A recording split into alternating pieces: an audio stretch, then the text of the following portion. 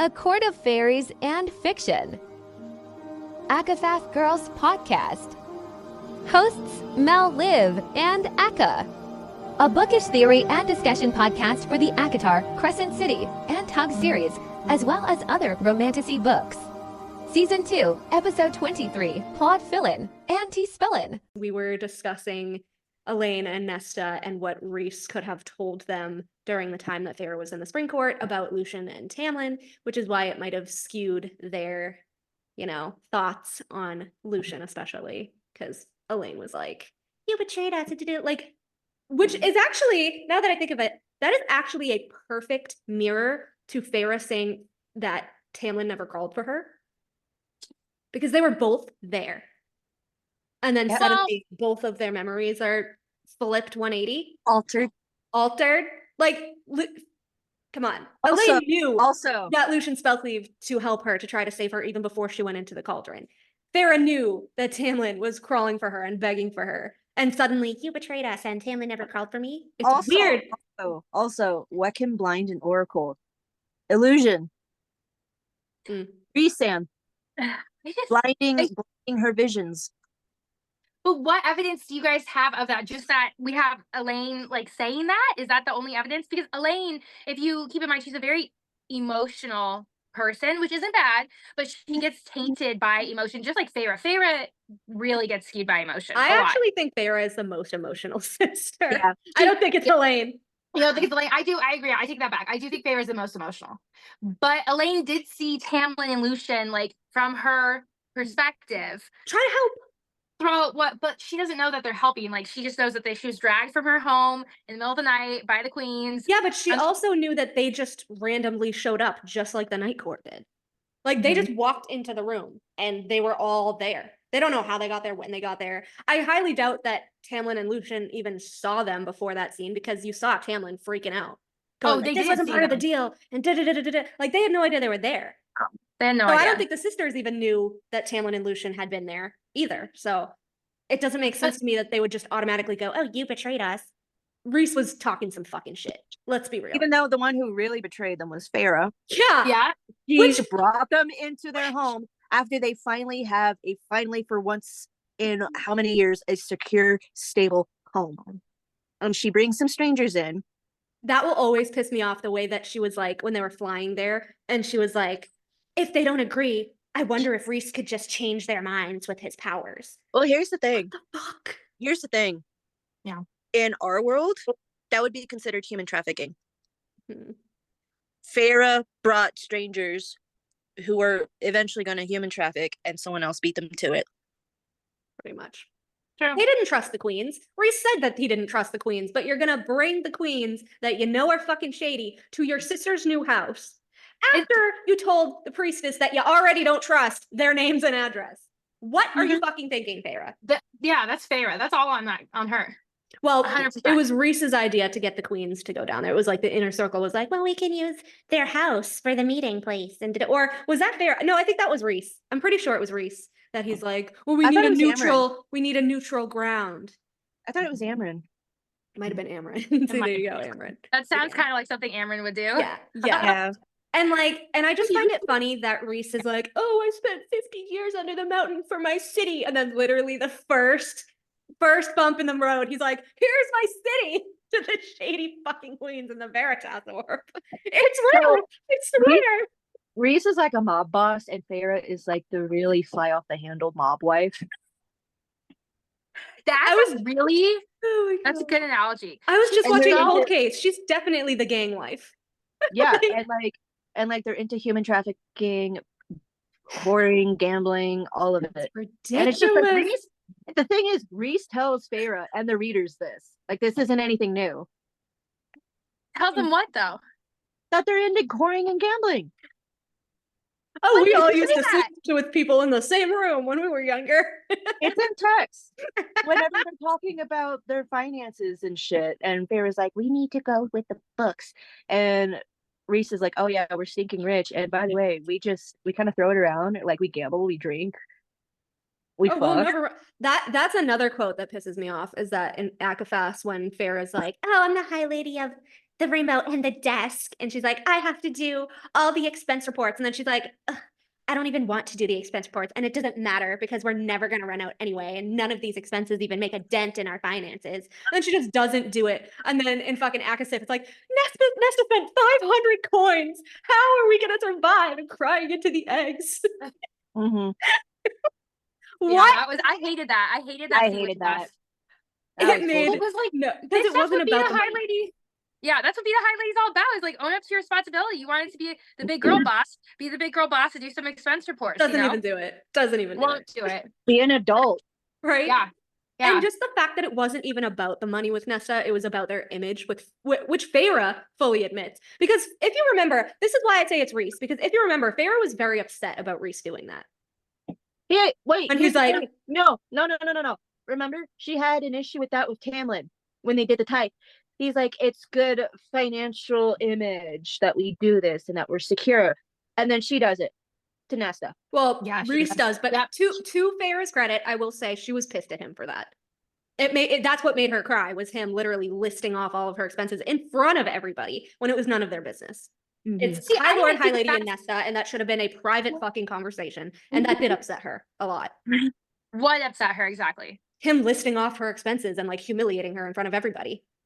That's why That's she not was what crying into her eggs. She was crying into her eggs because she was upset that Nesta was behaving that way. Well, yeah, but I'm saying she didn't want Rhys to do it that way. And then She when he doesn't started to want her shit private. Or she doesn't want her shit public. public, yeah, You think that's why she was crying? that's why she was initially upset. And then after he read the charges and stuff, she got pissed. And then she was like, if I can't control my sister, how am I supposed to control the rest of our court? And then she got mad at Nesta, which is funny because she got mad at Nesta after Rhys got mad at Nesta, which took the heat off of him for humiliating Nesta. I don't remember It's it so like weird. that. I don't know why. Yeah. Because then she was like, yeah, that's like the quote. She's like, if I can't control my sister, how am I supposed to control the rest of my court or lead the rest of my court or something like that? And she was pissed after the fact. But when he first, like when they first brought her in and he was listing everything off, she was pissed at Rhys. She was pissed. Huh. Interesting. Yeah. Because she was like, this is like, it should have been a private thing, not a public thing. Because it Yeah, was literally nobody else's. Because that's business. considered manipulation. It is. He purposely humiliated her in front of everybody because he knew that if it was just him and Feyre, Nesta would be like, okay, whatever, blah, blah, blah, blah, blah. He wanted her to feel like shit. And not for nothing. I But don't agree with that. I disagree. I don't think he did that. He was a dick about how he did it, but I he don't did think it he on was trying purpose to and Cassian agreed.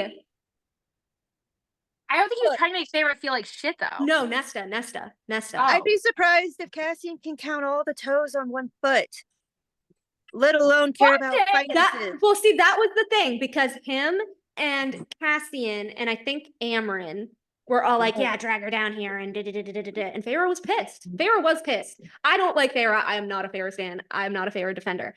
But she was pissed. She didn't want them to do that way. And they did it anyway. Which is why I say they don't respect her as a high lady. Because every time she makes a choice that Rhys doesn't like, it gets skirted over. Rhys does what he wants anyway. Did you see, I forget who posted about it, but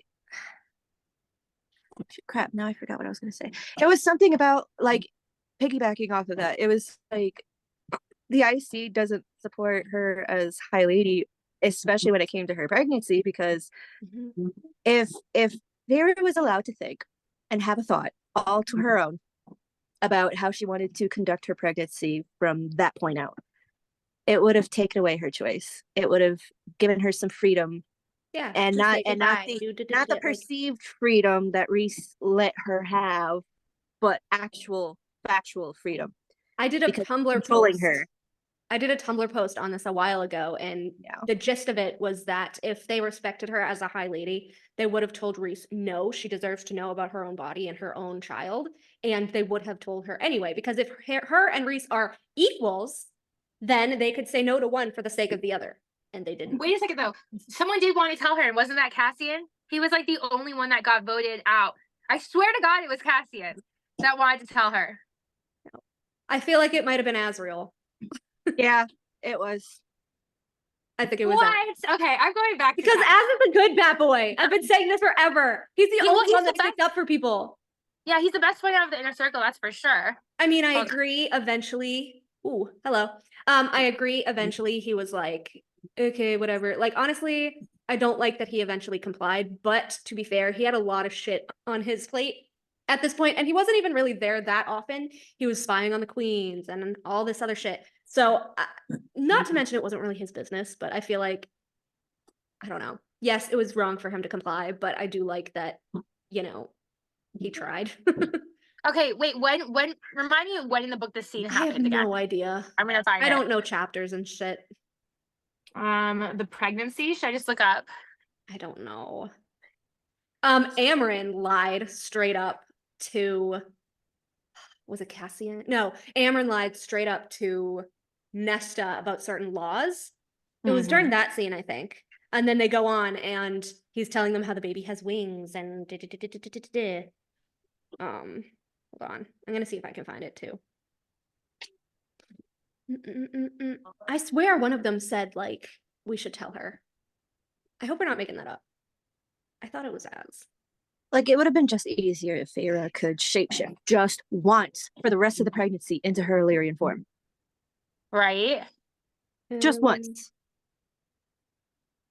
Okay, wait, I I'm at found chapter it. 22. Where is it? Yeah. I found it. Ha. Okay, it was Azriel. I knew it. Read the scene because I'm trying to find it. I'm Where gonna are you? reread. I'm gonna reread the scene really quickly. Okay. Cassian comes into Rhys's study and he's saying he looks like hell and all this shit. Blah blah blah. We had an appointment with Maja yesterday morning, but he's only a quarter Illyrian. And then we went over how Rhys wasn't born with wings.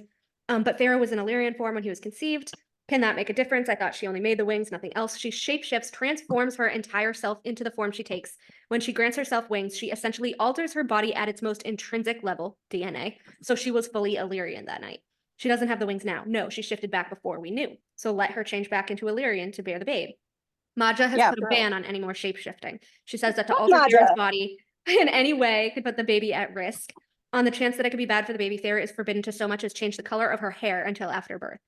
Cassian raked a hand through his hair. I see, but Rhys, it'll be all right. It's not that bad. You fucking idiot. Rhys snarled at him. It is bad for so many goddamn reasons. It is fucking bad. Rhys was as close to being beside himself as Cassian had seen since he'd returned from Amarantha's court. Breathe, Cassian said. Rhys's eyes simmered, the stars within them winking out. Fuck you. Take a breath, Rhysand. Cassian gestured to the window behind him, the lawn sloping down to the river. You want to go fight it out? I've got energy to burn. The study doors opened and Azriel walked in. From the grim expression etched on his face, he already knew. Azriel claimed the seat behind Cassian. Tell us what you need, Rhys. Nothing. I need to not fall apart so my mate doesn't pick up a whiff of this when she comes home for lunch. Rhys narrowed his eyes and power rumbled in the room. No one says a word about this to Feyre. No one. Didn't Maja warn her? Azriel asked. Not strongly. She only mentioned an elevated risk during labor. An elevated risk. Cassian's stomach twisted. Azriel said, I know this is bad timing, but there is another thing to consider, Rhys. Feyre won't show for another few weeks, but someone will notice soon enough. People will learn of her pregnancy. Eris will learn, and Tamlin will learn. And then Cassian's like, we need to be prepared for any fallout. Like, I give a fuck about Tamlin right now. That Rhys couldn't understand what Az meant, told Cassian how distraught and terrified he was. He tried to mimic Azriel's calm tone. He may react badly. He sets foot over this border and he dies. We need to summon Lucien, Azriel said. We need to tell him the news and permanently station him at the spring court to contain any damage and to be our eyes and ears. I told you he was permanently stationed. The idea of coddling Tamlin makes me want to shatter the window. Who was that? Wow, foreshadowing of Hofas. Yeah. Rhys.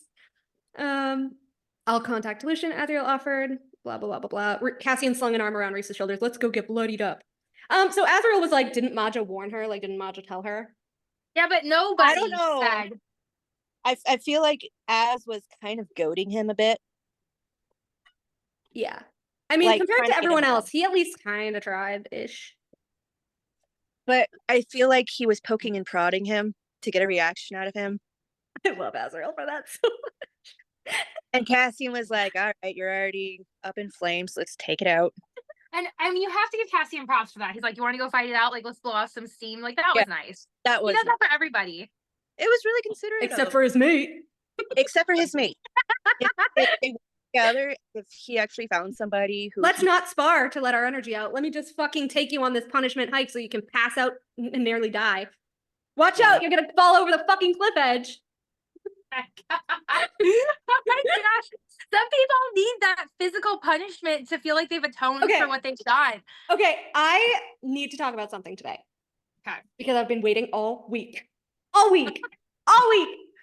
Okay, so do you want to start with the part 2 and part 3 of the Mor and Eris's Cormac's parents? Or do you want to start with the Crescent City stuff that I noticed? Okay, you it's all bad. Maybe I'll start with the Crescent City stuff because that's shorter. Yeah. Okay. So first of all, when I was asking you guys about a name for my new character for my book, I was obviously going through names, and I realized, stupidly, that we never looked up the name Rune to see what it meant. And so there's 2 different spellings of Rune, and it's not the way that Sarah J. Maas spells it, but it's R-H-U-N and R-U-N-E. And Yes. R-H-U-N means like mighty warrior and all of this stuff, but R-U-N-E as a boy's name, guess what it means? Fucking guess what it means. Well, runes are like the little runes that people draw, right? Yeah, I don't like know. the magical things. But yeah. the boy's name, Rune, R-U-N-E, means Old Norse word. She uses Norse words. Old Norse word, Rune, meaning secret. Why would he be a secret, I wonder? Why would he be a secret? Love it. That's Fun. quite interesting. And then and then the second meaning for R-H-U-N, other than mighty, is mystery and charm. Mystery? You cannot tell me he is not Tamlin's fucking child. You can't. You can't. He has to be. He has to be. And then I was texting you this week, but I was going through shit specifically for the Eris and Cormac or whatever thing, but I did take a couple other screenshots, which was interesting. Cormac called his father Morrigan High King of the Aelin Fae. So he took Thea's high title because Aelin is dust. Morrigan is dead. So if Cormac is his heir, who's gonna be High King of the Dust Court? Right? Yeah. In theory, it would be Cormac. In theory. In theory, but it's Dusk is now in the Crescent City world. So No, Dusk is now in the apply. Prithian world. Dusk is now in the Prithian world because Bryce cut the mist. There's 2 Cut the Dusks. connection. No. There's 2 Dusk courts now. No, there was. It was Aelin and the prison, but Bryce cut the connection when she liberated Aelin. There's no longer that connection. Why would she have done that? Because she didn't want their worlds to be connected anymore. Remember, she went back and she was like, I'm done with this. And then she like signed away all of the monarchy and shit. I know, but like that pisses me off. Okay, not to side rail the conversation, but like from a storyline plot perspective, why would Sarah J. Maas disconnect the Dust Court from Prithian? Like, do you guys get that? I mean, I can see that she finally wanted Aelin to be a part of the modernized world of Crescent City because remember, because it was connected, like there was no cell phones, there was no tech, they didn't get service. They were completely cut off from the rest of the world. Right. So I think to bring them in connection with the rest of Crescent City, that's why. I know, but it's upsetting that she cut the tie to Prithian because then there's definitely the crossover is probably. Well, no, because Bryce still has her powers. Hunt can still be her power up, whatever. She still kind of knows Adis from hell, so she can go to the Black Salt Cave or whatever to summon Adis if she has to. And Nesta has the harp, which can time travel and do whatever else with the other 26 chords, which we don't know yet. So Sarah could literally pull anything out of a fucking hat just using the harp. Like anything can happen just using the harp. Because we only know about like what, 3 strings? So wait, doesn't Bryce have the mask? No, she gave it back to Nesta. Oh, okay. For her parents, remember? When she took Ember and Randall back. I mean, would you rather have a cool magical mask or your parents? Yeah. Again, it depends. I would pick the mask. Yeah. I mean, my mom is sitting next to me, so obviously I'm choosing my mom.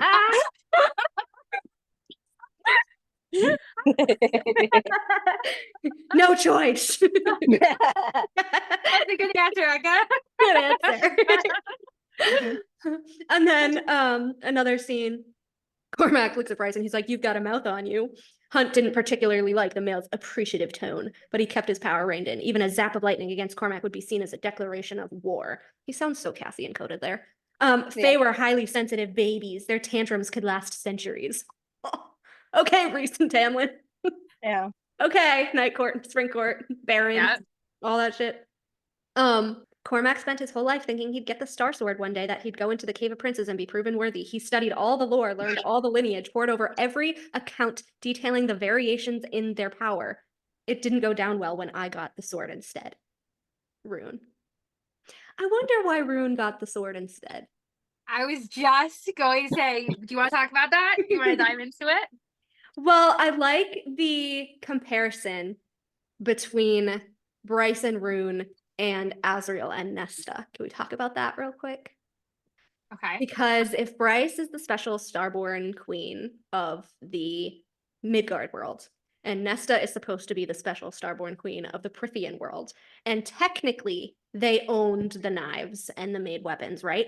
But Rune was first chosen for the Star Sword, and Azriel was first chosen for Truth Teller, starborn princes.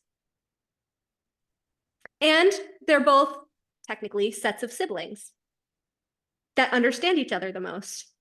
How are Nesta and Az siblings? Well, if she's Cassian's mate, he's her brother-in-law. Kind of. So I don't know. I like that. I like that because that just means that Nesta's definitely going to be queen. I But- hope so. I'm nervous that that is not going to come to The fruition. only thing that confuses me still, which I can't really figure it out. But the only thing that confuses me still is that Bryce or Rune's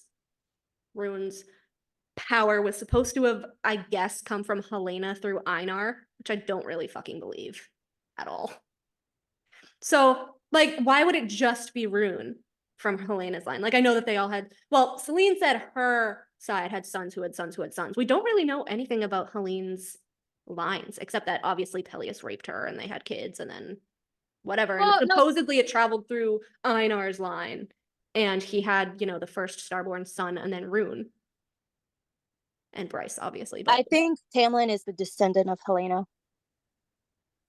Because I know that's what I was But just she like, got trying to stuck. think about. She got stuck, right? She got stuck in Midgard.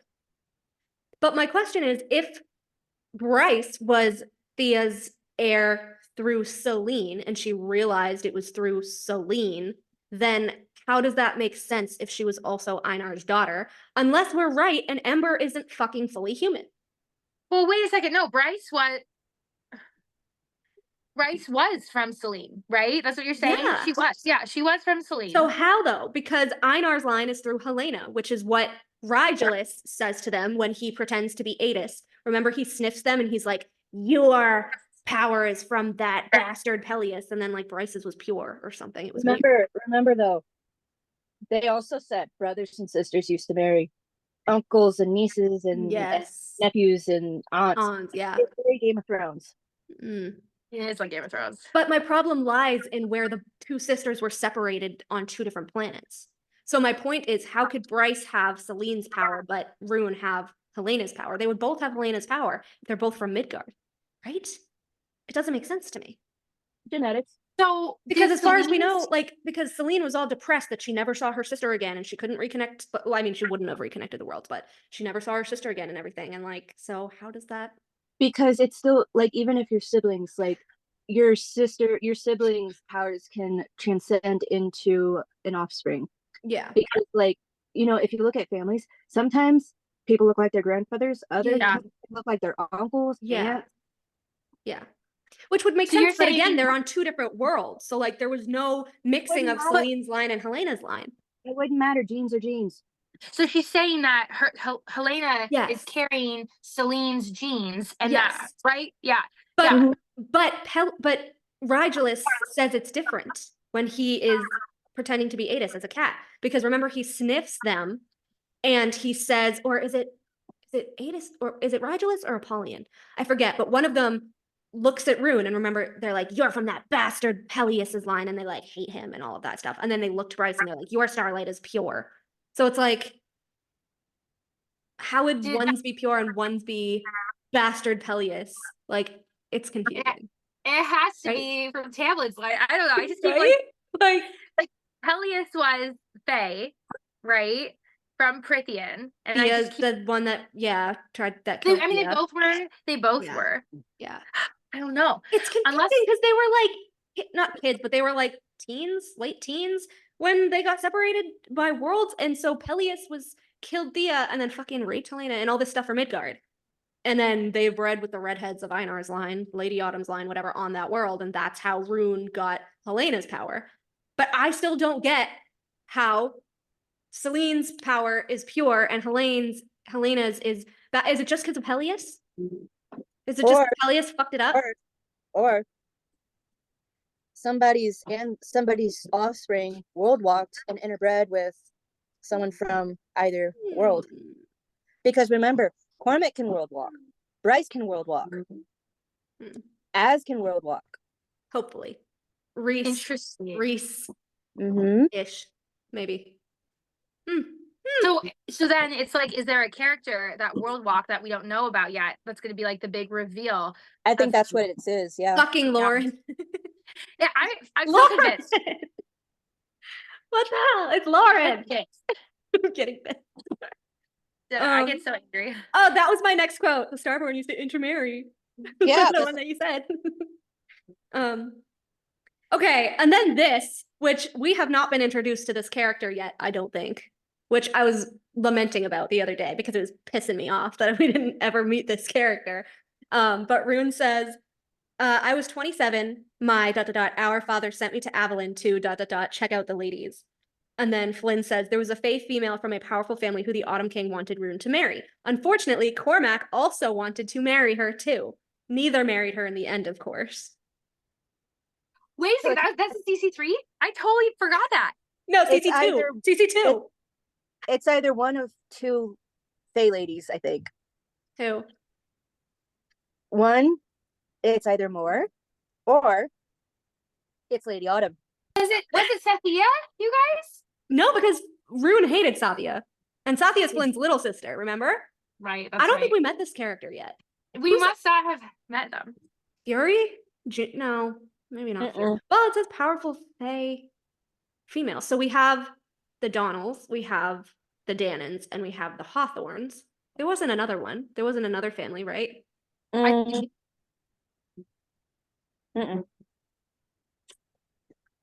I don't think so. We must not know anything about her. I don't think she ever. I think she forgot that she even fucking put that in. And wait a minute. What if it's Ianthe? Or it could be Meryl. Meryl. Ooh, she's a world walker. She's a world walker. And she is powerful. Dude, what if it was Meryl? New crack theory here. I am the regal Traxerian. I'm like, yeah, powerful Fae female. She totally forgot to write. She totally forgot she wrote that. I know, it bothers me so. I know. It's like some rando Fae female that she's never gonna, whatever. Also, fucking Ember Quinlan. I will say it again. She is not fully human. I don't care. It's maybe she's the changeling. Probably from the day court. I swear to fucking God. I kind of like that. Do you want me to move back home to Nidaros and pretend to be normal? What's so bad about normal? Her mother's beautiful face blazed with an inner fire that never banked and never ever died out. Come on. Also, like calls to like Ember and Nesta. Are we kidding? Mm-hmm. Fire and fire. Mm-hmm. But Ember was surprised being in the Prithian world. If she was, but she's a changeling, so it's like I guess she wouldn't know. Maybe wouldn't know, right? I swear she's from Helion's line. I will not give up the fact that she is literally his fucking female doppelganger. She is. I think she was as dark skinned as him though. No, she is brown skin. Really? Yeah. Mm-hmm.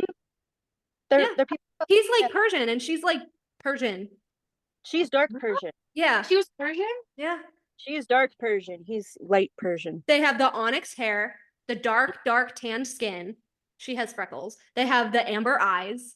Mm-hmm. She's literally his doppelganger. Because Bryce got her, well, her and the Autumn King had the same eyes, I guess. So she could have gotten it from either of them, but they both have amber eyes.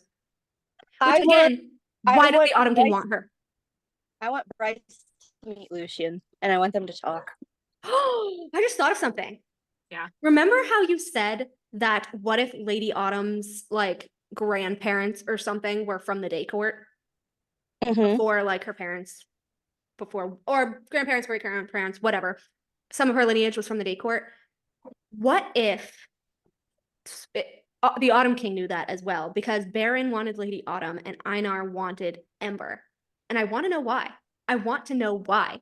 Why did he want her so badly? Because the whole thing that Bryce says, she's like, oh, you're always so apologetic about hitting her and you claim to love her and blah, blah, blah, blah, blah. Was that all just a ruse? Because then he, like, all the masks come off in the cave and he tries to kill Bryce and all this shit. So we're supposed to kind of think that it was like a ruse for some sort. Why did he want Ember? Why? Mm-hmm. Why? Why does he want a human who happens to be hot? But why? An 18-year-old human girl, when his entire arc came down to wanting power and wanting to world walk and conquer worlds. It makes no sense for her to be only human. I don't even think he, okay, just to touch on the Autumn King, I don't even think he wanted to conquer worlds. I just want to correct that. I feel like he just wanted to open worlds and, like, get the Fae their own world away from the estate. He wanted their own world, yeah. But, like, to create one, that was what the knife can literally create a world. No, the Star Sword. Star Sword. Bryce or whatever, yeah. Yeah. You can unmute. Yeah, so I don't feel like he was, like, trying to be, like, this crazy conqueror. I think he just wanted, like, his own planet where he was king, you know? I think maybe Baron wants that with Koshi. Who has the Star Sword? Now? Nesta. Yeah. Nesta has the blades! Gets me excited. So if she creates a new world, then is that where she meets Cormac? I don't think she would. I think Baron probably wants to use Koshi to do that. Like Einar, because I feel like they're very alike, even though they're not from the same line and it's really Lady A, but they're very alike.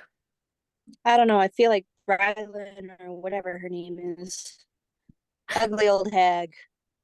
Breelin? I feel like she would want it. I could see her wanting it. Yeah. I can see that. I'm so glad that asshole's dead. I'm so glad that hag is dead. No idea. Oh my god, can you imagine if that's who Koshi brings back? I would be so pissed.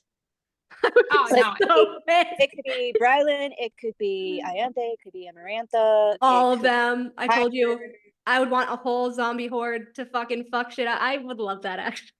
If they brought back all of the villains. Andress.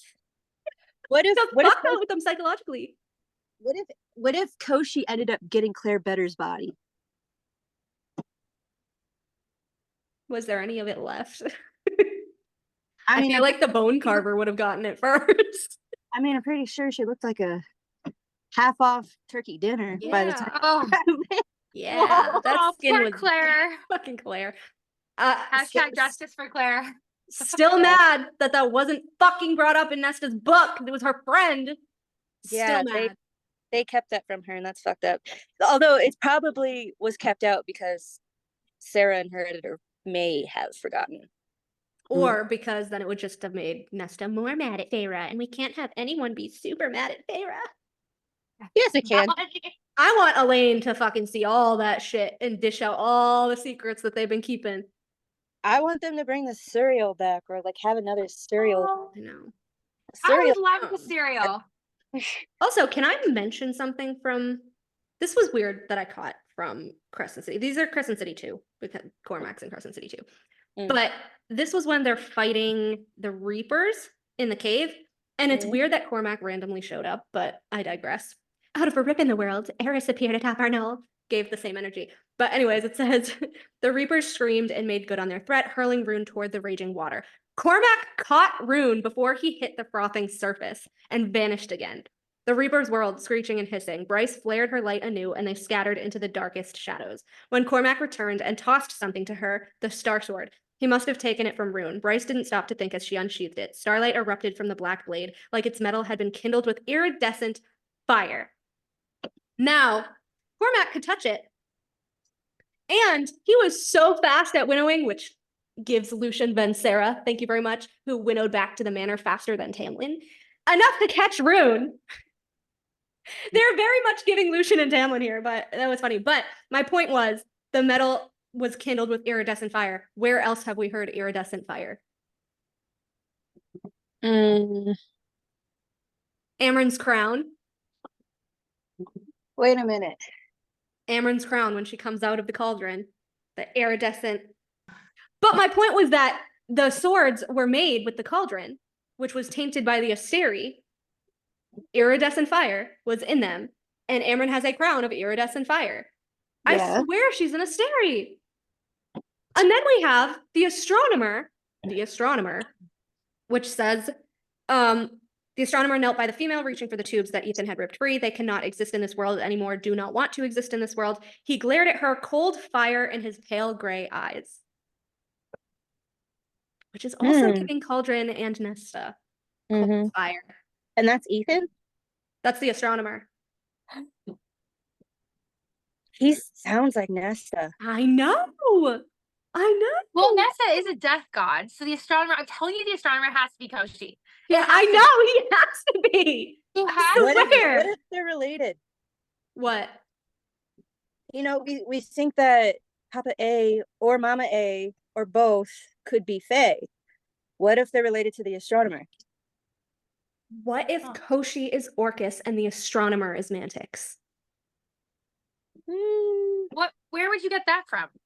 Because Erewhon was in the Tog world, and the other two Valg kings never reached to the Tog world, like never made it to the Tog world. And so they're like, wherever they are, wherever in the universe they are, they hope that they didn't come. I think one is in the Prithian world and one is in Midgard, because if you think of their mirrors to the princes of hell, the princes of hell are like, oh, all our brothers are on other worlds waiting for giant wars. I think that Koshi and the astronomer were two of the Valg kings.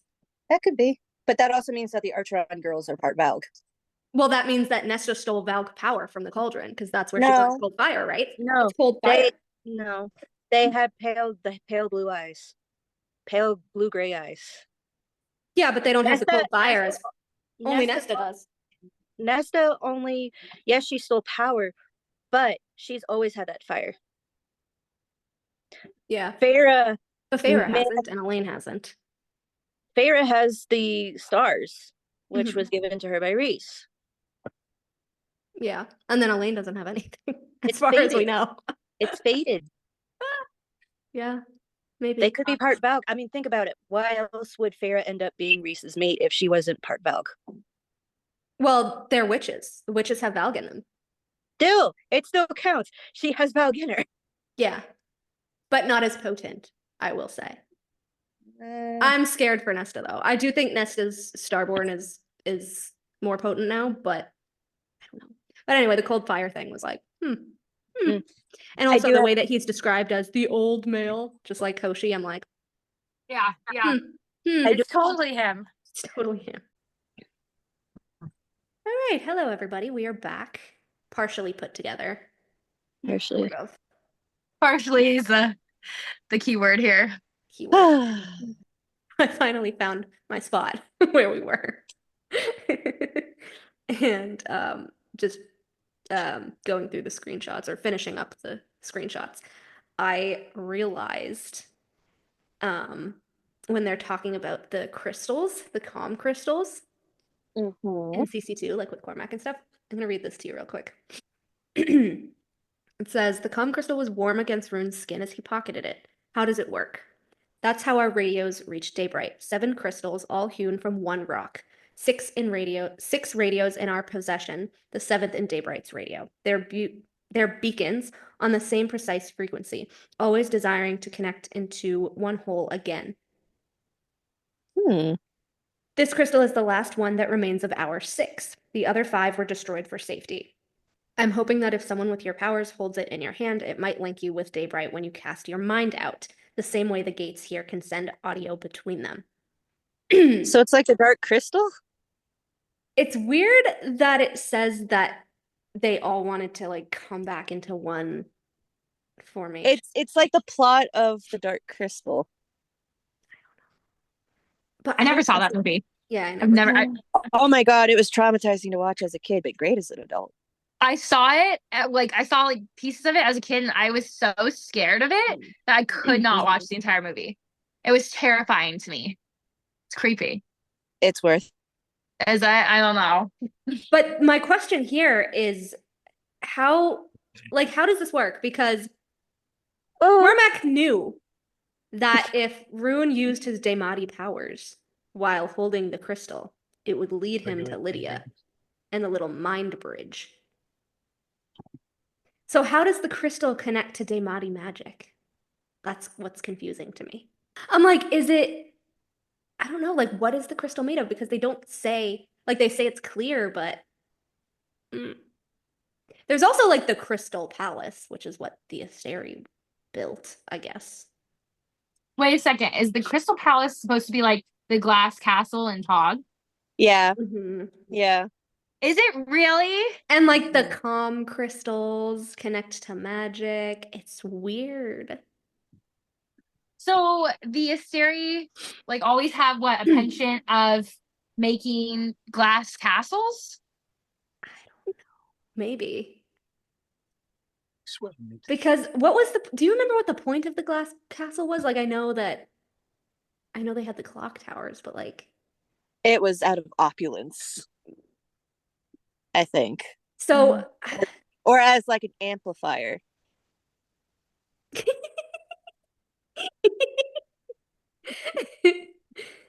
So is that what the crystals do? It amplifies magic? It can, yeah.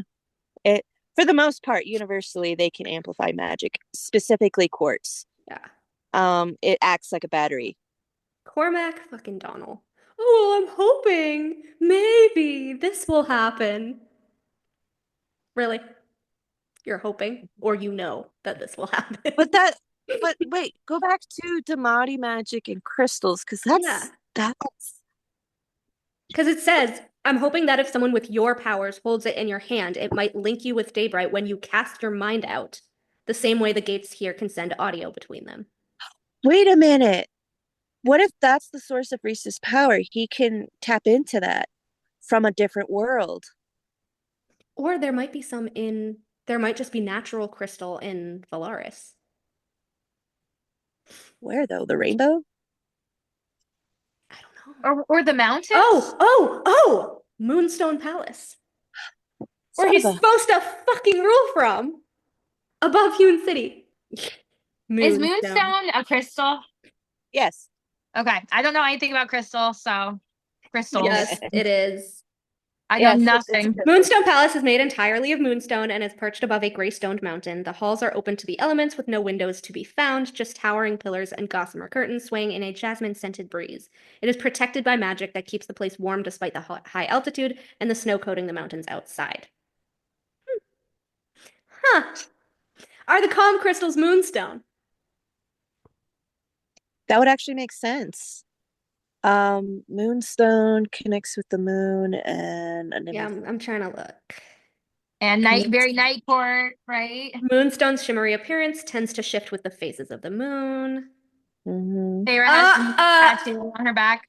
Named for an early mining site near Mount Aguilar in Switzerland, which is basically what Polaris is. Yeah. Switzerland. Basically Switzerland. Moonstone is believed to aid in hormonal balance, alleviate stress, and enhance fertility and reproductive health. Bullshit! Well, I mean, Feyre did get pregnant very fast. Very fast. I mean, for all we know, more as well. That might have been where Cormac was conceived, and that might be why he's trying to get Rune to figure out, what does this do to you when you hold it? I know. Oh, here, mind speaker, hold this calm crystal. Let me see if it can connect you to somebody. Maybe How did Cormac? Truth magic. Truth magic. God damn it. He had to fucking know. Holy shit. Cormac's gaze had gone hazy and pained. Rune found himself asking, is this crystal from Sophie's radio? Yes, his voice thickened. She gave it to command before she went into Kavala. They gave it to me when I mentioned I might know somebody who could use it. Rune weighed the grief, the pain in his cousin's face before he softened his tone. Sophie sounds like a remarkable person. Nice way to deflect off the fact that it's fucking creepy that he knew exactly what was going to happen with Rune and his power connecting to Lydia. And also, I never thought of this before, off topic, right? But like that every book has some form, I guess Akatar doesn't, but like some form of like work camp, right? Like Tog had it with Calcula or Endovir. Calcula, yeah. Calcula and Endovir. Yeah. And now in the Asteri. Windhaven. Yeah. Yeah. But Cormac also knew about Thunderbirds because Sophie was a Thunderbird, and that's why he had the crystals at fucking Aelin, because I think either he was going to try to bring Sophie back with her own magic, or he was supplanting his own magic so that he could go through a portal later when he faked his death. Because it says, Hunt scoured his memory for what had happened to Sophie's corpse after they found it in the morgue aboard the Depth Charger. What had Cormac done with it? Was it still on the ship? And if so, did the Ocean Queen know what she had in her possession? The questions swarmed, but one rose to the forefront. Why didn't Rigelus just hunt down Sophie's body? Why bother going after me? You presented yourself to him rather conveniently, Athalar, not to mention that you're alive and much easier to command than a corpse. Cormac fucking knew. Wait a minute. Whoa, wait a minute. Much easier to control than a corpse. Lady Death is the only one who can control a corpse. Well, they did it with the Harpy. Because remember, they took Hunt's Thunderbird power, and then they resurrected the Harpy, but she was like a zombie. She was mindless.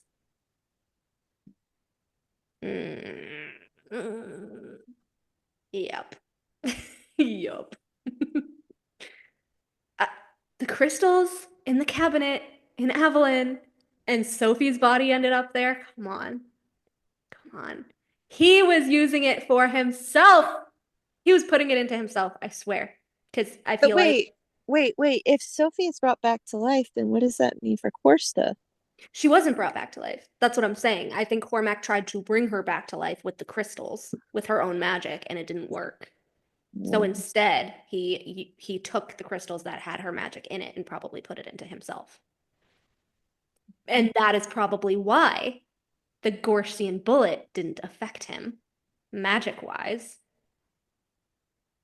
Because Thunderbirds, that was the whole thing. They were basically not nullified. What's the other word? They basically had protection against the Asteri. The Asteri were afraid of Thunderbirds because they couldn't destroy them. Yep. And he did explode after the Gorsian bullet hit him, so.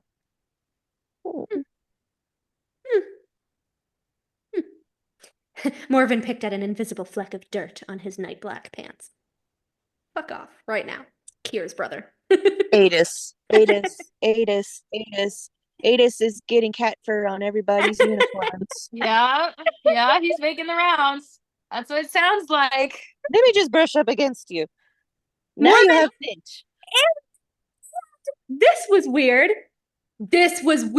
that I highlighted the other night, because I swear to God, isn't it Rhys that was talking about the war with Hybern and Amarantha and all of that, like the last one? Didn't he call it the First Wars? Or am I just... I can't remember. Because it says, Morven sniffed, I have allowed Lord and Lady Hawthorne to remain here as our ties date back to the First Wars. Weird. Like portal buddies? Are you portal buddies with the mom? With Lady Hawthorne? Are ya? Kitty, what are you doing? I gotta find out what this cat is. And also this quote, I am so glad that SJM put this quote in the book, because I will always bring it up when they're talking about Daemati.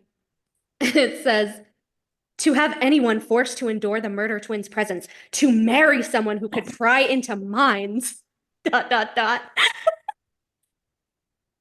They're like, Ew, awful, terrible person. Who said that? Bryce, about the murder twins. Because remember, they were trying to force Safia to marry one of them? Yeah. And she's like, I'm not letting Safia marry one of them. Bryce has like a lot of moments of like clarity that you're like, wow, go Bryce. And then Therian stepping up and he's like, I'll marry her. I know. Oh, I love him so much. But yeah. And then where was the other one that I wanted to bring up? Oops, that was wrong one. Okay. This. I wanted to go over this. It's Bryce and Azriel, and not as a ship, just in terms of magic. It says, Bryce braced herself, sucking in a deep breath. Azriel struck before she could exhale. Searing sharp power, a bolt of blue right into her star. Bryce bent over, coughing, breathing around the burn, the alien strangeness of the power. Are you all right? Nesta asked with something like concern. Was it his power, or something about this world? Even Hunts hadn't felt like this. So undiluted, like 100% liquor. Bryce closed her eyes and counted to 10, breathing hard, letting it ease into her blood, her bones. It tingled along her limbs. Slowly she straightened, opening her eyes. From the way the others' faces were illuminated, she knew her gaze had turned incandescent. Azriel. Sir. Sir. What is he? What are you hiding? He's the Triquetra. He's the Hell, the Valg, the Starborn. I swear. The alien strangeness of the power. Because she's felt Adis's power. She's felt Hunt's power. She's felt Rhys's power. Mm-hmm. Odd. But Azriel is alien? Alien strangeness. Maybe he's just, maybe Shadow Singers are from a planet we haven't seen yet. That could be. Wait, That would but that would also mean that Cormac is that way too. Because technically, yes, we saw the Tog to Midgard crossing, but we also saw the whole panel thing and like how many crossings they had and all this stuff, and we really didn't get a count of like how many there actually were, how many planets, how many types of people, you know?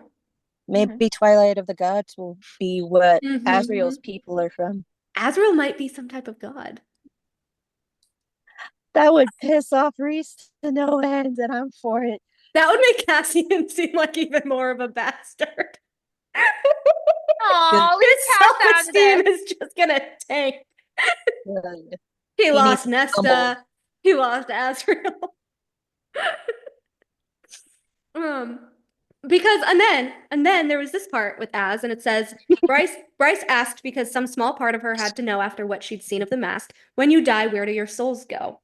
Did they even believe in the concept of a soul? Maybe she should have led with that. But Azriel said softly, they return to the mother where they rest in joy within her heart until she finds another purpose for us, another life or world to live in.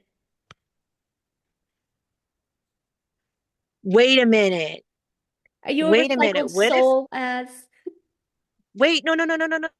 What if Lauren is the soul of Rhys's sister, but is not the body and soul of Rhys's sister? I mean, she looks like him. What if she's the reincarnation? What if she's the reincarnation? Or, and I've said this before too on an earlier episode, what if Feyre is a reincarnation of Rhys's sister? That would be kind of gross. It would be weird, but weirder things have happened. I feel like we've talked about that too, where like these characters could be reincarnation of like other characters, right? Yeah. Like I feel like if anything though, I feel like they would be reincarnations of like the people from the Tog world. Well, like Nesta could be Deanna, and I don't know, Lydia could be Mala, and I don't know. Someone had a theory that Elaine is going to be the reincarnation of Aelin. Because like the names and stuff like that. Did you see that theory? And that where? Like how? She looks nothing like her. She doesn't have firepower. You don't have to look the same as a reincarnation, obviously. No, but you have to have like the same kind of soul and personality. They do not at all. No. Well, we don't really know. She has inner fire. Yeah. But she's not major bitch like Aelin, you know? Well, Elaine's not healed. We were just talking about that today, so we don't know exactly what she'll end up like. Yeah. But like, how does How does Azriel know that? This is exactly why Gwen the priestess is his fucking mate. Like, please. Who was she in a past life, do you think? I think she might have been Irene. Gwen? Gwen? Yeah. Maybe. I think she may have been Irene in a past life. Or a lead. Why do you say I that? kind of see her as a lead. As a lead? People underestimate her. They see her as childlike because she's sweet, but then she's also actually not just sweet. She's fierce. Huh. She challenges Azriel. Elide challenged Lorcan. I don't know. I love Elide because she reminds me of Gwen. She could be. She could be. It's not out of, out of Yeah. the realm. But just like, how does he know this? Also, Azriel totally goes to Gwen's services, can I just say? And it doesn't even just have to be Gwen's services, but Azriel's a church boy. He's a he's a church boy who's also a freak. Like, he has his two different worlds in one. May I just say that Mama's boy. that is a type in this world. Mhm. A lot of the time, like He's a- 98% of the time. Yeah, A he's type, a type in like the world? yeah, Like our world? like a good churchy mama's boy who's also like a sexual freak. Like, Really? Actually, yeah, I feel like I've met one person like that. I've met a lot of people like that. I mean, Really? Janthe too. And also the way that they're like, oh, the priestesses can marry and have children, and because it would take away from their natural function of the mother, Ew. we didn't let them. Ew. But That's very icky. like they're not like priests, like they don't have to be celibate, is the point. So, They're not monks. yeah. They're more like But- friars. But just the way that Azriel's like another life or world to live in, I was like, what? Like, who were you before, sir? What? Yeah, exactly. Do you remember your past life? Huh? Okay, Dorian. Yeah. What? Yeah, Azriel is like Ice? Come on. Frost? Dorian. Like, Okay, if he's Dorian, then who is Gwen and who is Elaine? And who is Moore? ugh. Ugh. Did you guys see that whole map? There was a whole map of who the Tog people were if they were reincarnated on, I don't know if it's Reddit or Tumblr. I literally saw it was already mapped out. And I want to say it was Tumblr. Probably. Did you see it? You gotta find it. I didn't see it. Okay, I'll have to It Google was it. a long time ago, though. Yes. It was fascinating because I read it and I was like, holy shit, this makes a lot of this is a lot of sense. Makes a lot of sense. Mhm. Because the personalities were literal like mirrors of each other.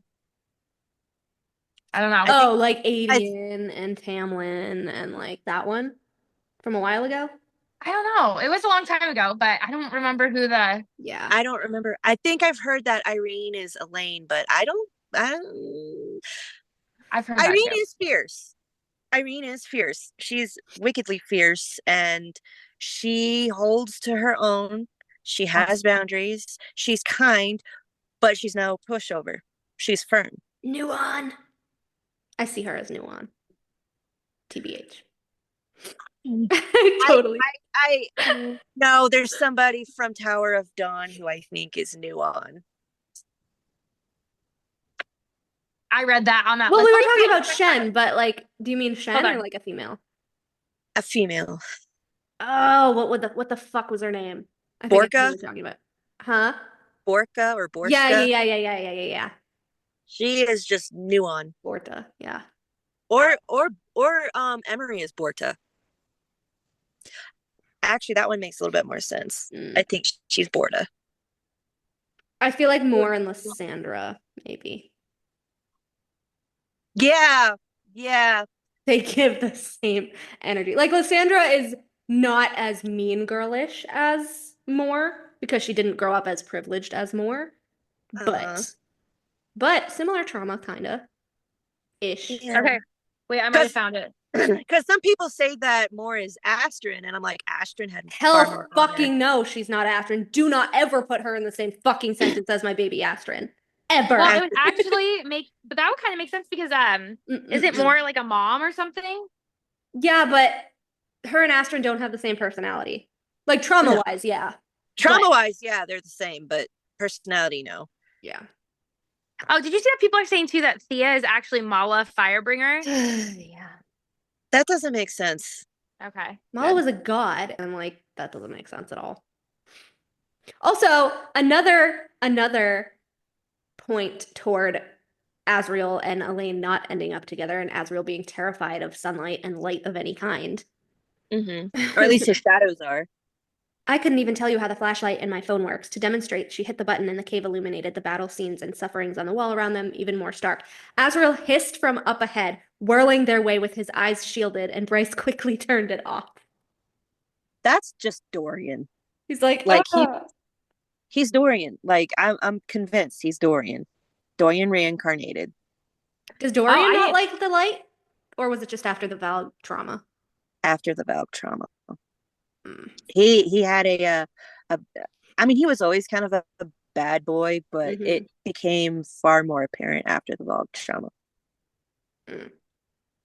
So I love this. I actually kind of like this because it does say like we've talked about this. The winter court is the white thorns. Yeah. No, I don't see Spring it. court is Lysandra and Adian's line. Dawn court is Irene. Night court is Manon and Dorian. Sense. I don't see the winter court just as all the white thorns because I still think Tamlin is part of Aelin and Rowan's line too. Yeah. I still the two other figures near the fucking cauldron. I know we've gone over that before, but we have yet to settle on who they actually are. One of them obviously has to be Oleana because we're told that she was the one that helped. But who the fuck is the other person? The mother.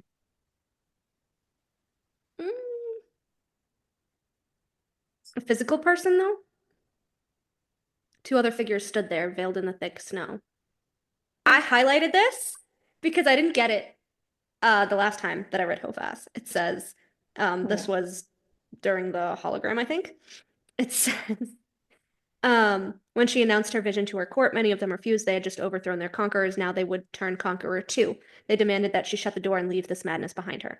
But she would not be deterred. There were enough fae throughout her lands, Thea's, along with some of the fire wielders from the south who supported the idea.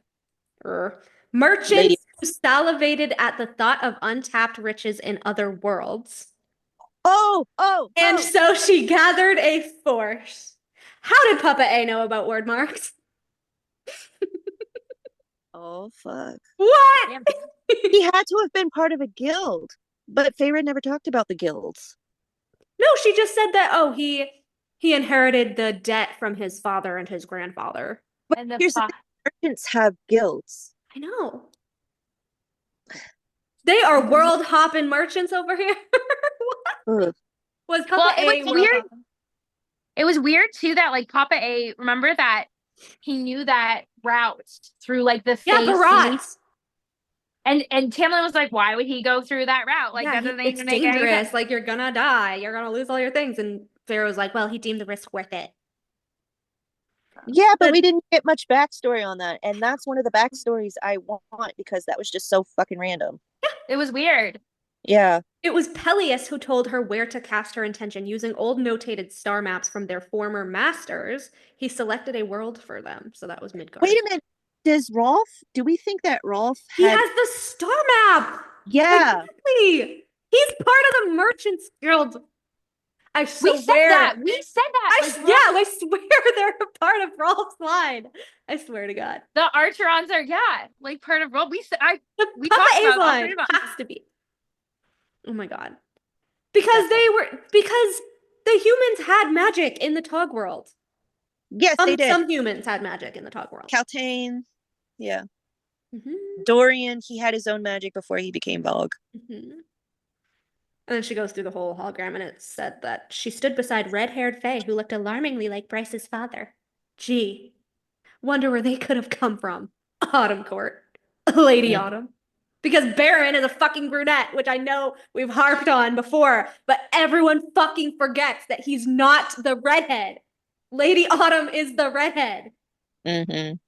Oh, she comes from a family of powerful fire-wielding nobles. Bitch! It's Lady Autumn's line.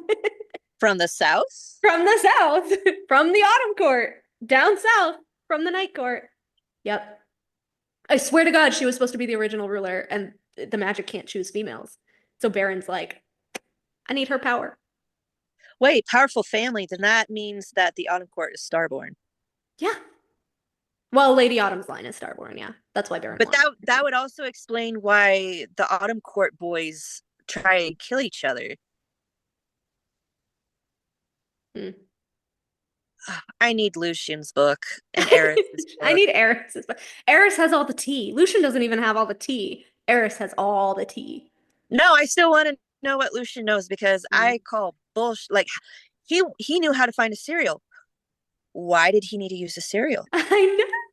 And he's obviously Who used taught one in the him? past. Yeah. Did Eris teach him? I bet Eris has access to his mama's spell books in her secret little library in her little wing of the house, which just reminds me of Dorian's mom, how she had her own wing of the house, her own library. Georgiana was weird though. She was weird, but She auburn was- hair. Yeah. Is that where Dorian gets his magic from? His mama's line. Starborn, just like Aelin. Mm-hmm. Ah, Mm-hmm. And I still won't let it go in Tog, like the actual Tog book, Throne of Glass book, how it says the king was gone for like a week, and it's like, oh, the king had journeyed to stir a cauldron. Bitch. A what now? I think, I don't know. Oh, it's totally the same cauldron. Was it the king of Aderlin next to Oleana and Thea and Fionn making the trove? Is he the other figure? I'm convinced. But see, this Keep would make reading. sense because Peleus and Fionn and Thea and everything at that time were using the Valg tactics. They were using the tactics of their former masters, which was the Valg. So it would make sense that there would be a Valg there helping them. So I'm convinced it was the King of Aderlin, Oleana, Fionn, and the rest of them dipping the troves, getting them blessed by the priestess. Because, again, Oleana has to be that fucking priestess in Tog too, with the Wait a eight-pointed minute, star wait on a her minute, forehead. Wait a minute, side tangent.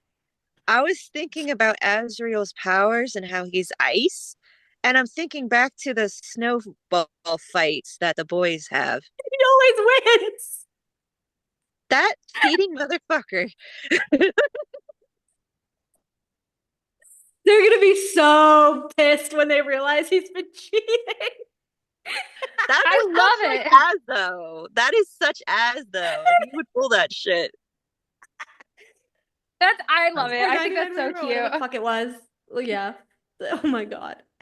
He's like Buddy the elf, just They're like, what the fuck? I have ice powers, bitch. I ain't telling you this shit because you'll never play with me again. I need that snowball that fight now. I know. he needs to throw some of them at Cameron. She could use And then I know this part was talking about Rigelus and the Asteri, but it was still very to me. It says, my mother did not recognize the enemy when they wore a friendly face. Shapeshifter.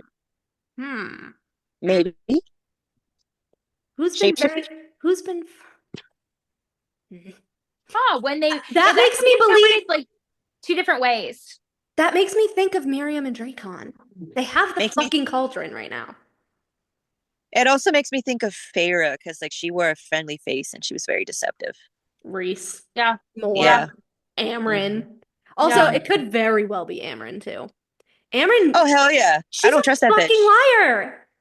I She haven't lies trusted more than her. more lies. I haven't trusted her since Aqua War. Hmm.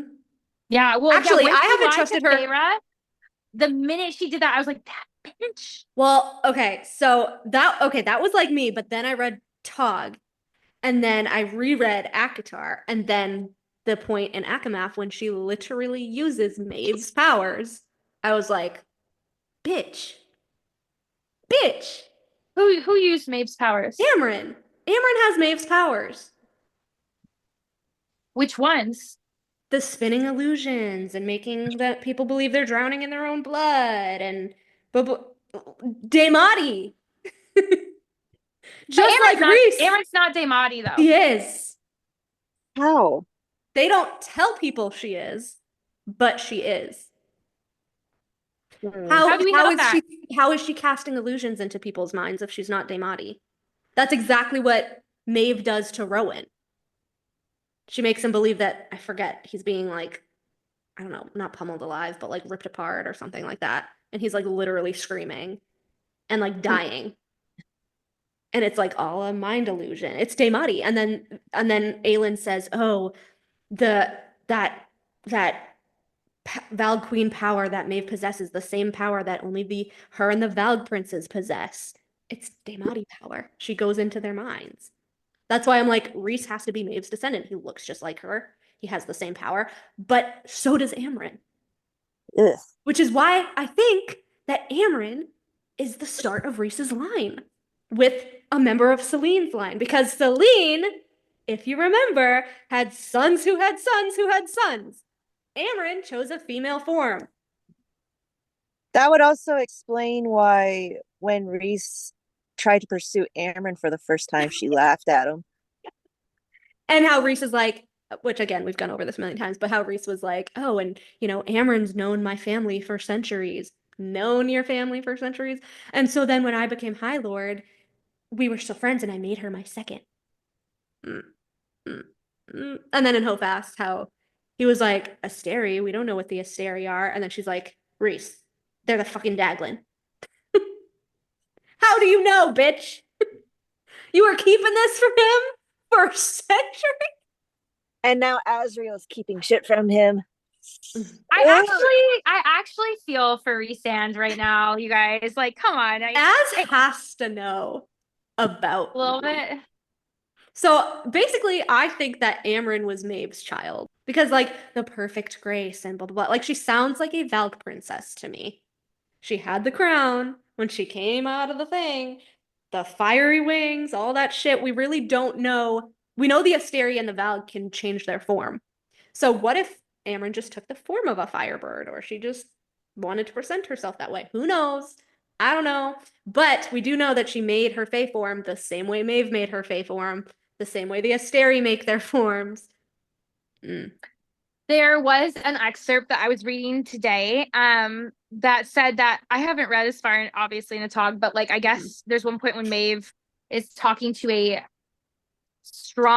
magically strong, like redheaded female or something. Do you know There's what I'm talking about? There's a lot of those. Someone was saying that Amarantha came to visit Maeve, and Maeve tasked her to go find a new world because Maeve knew like her time was coming to an end.